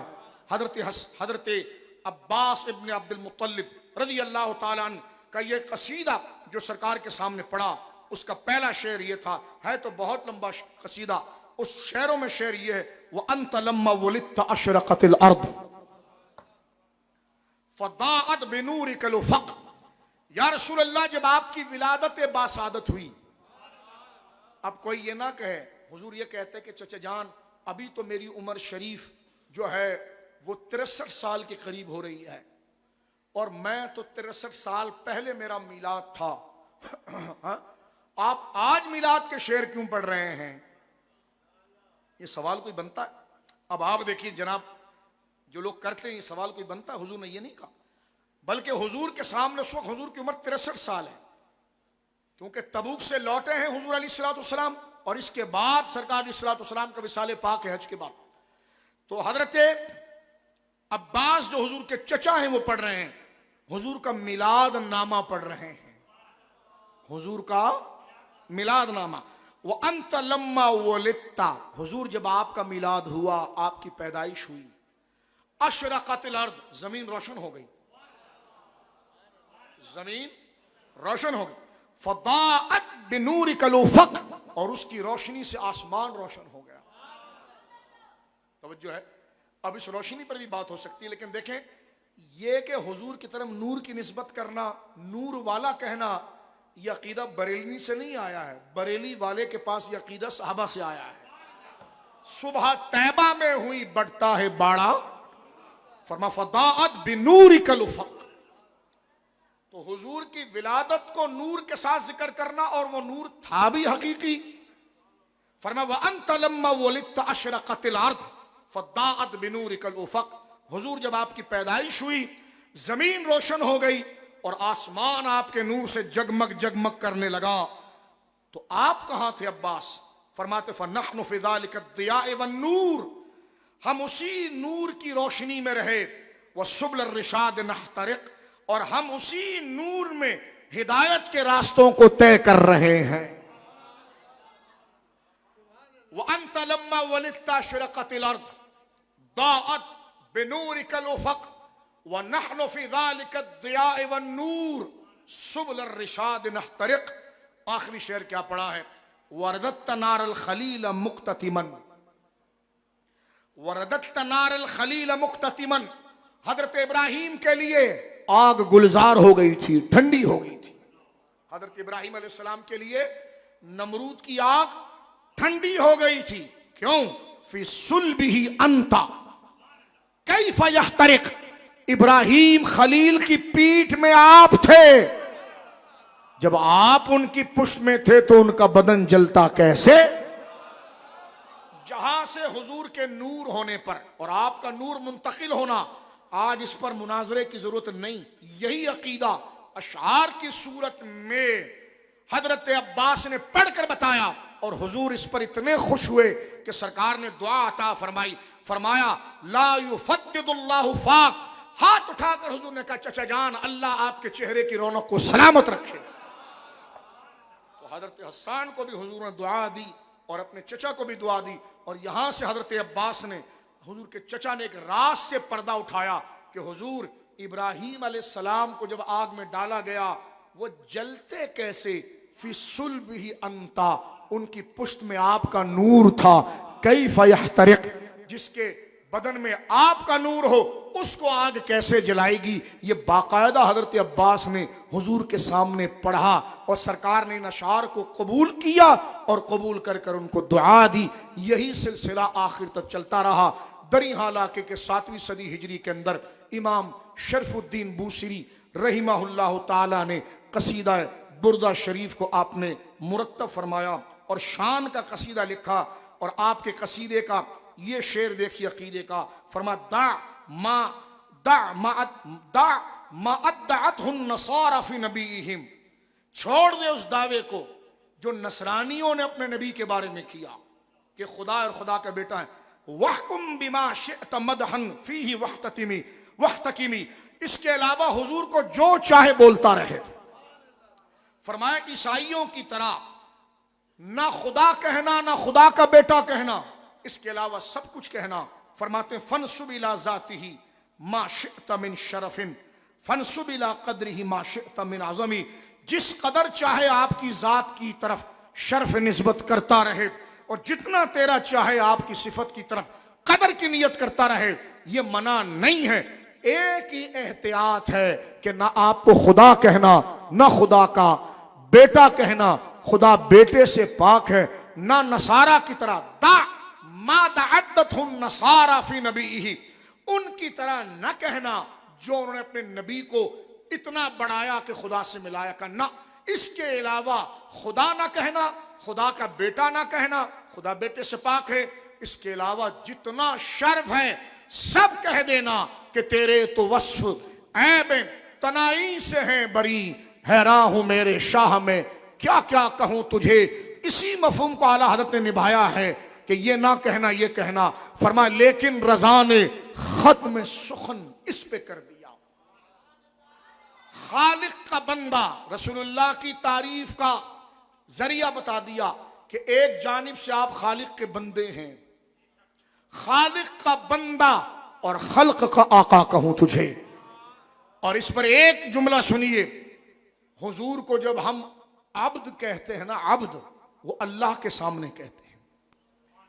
حضور کا ذکر جب اللہ کے سامنے ہوگا تو عبد ہوں، اور جب خدائی کے سامنے ہوگا تو رسول ہوں. بندے کے سامنے بندہ نہ کہنا کہ وہ ہماری طرح بندے تھے. چپ کر، اپنی بکواس بات کرنا نہیں آتی تجھے. ایک ہوتا اقرار اور ایک اصرار. فرمایا کہ عبدہ کہیں گے، عبد کا انکار نہیں ہے، لیکن بغیر تعظیم کا ان کا ذکر نہیں ہوگا. ایک تو بندہ ہے کہ تجھے بیوی اور باپ قبول نہ کرے، تو اپنے ساتھ حضور کے لئے بندے کو قدر مشترک کر رہا ہے. عبد کہا جائے گا مگر کب؟ جب رب کے سامنے ذکر ہوگا کہ رب معبود ہے اور اس کی عبد خاص بندہ خاص حضور ہے.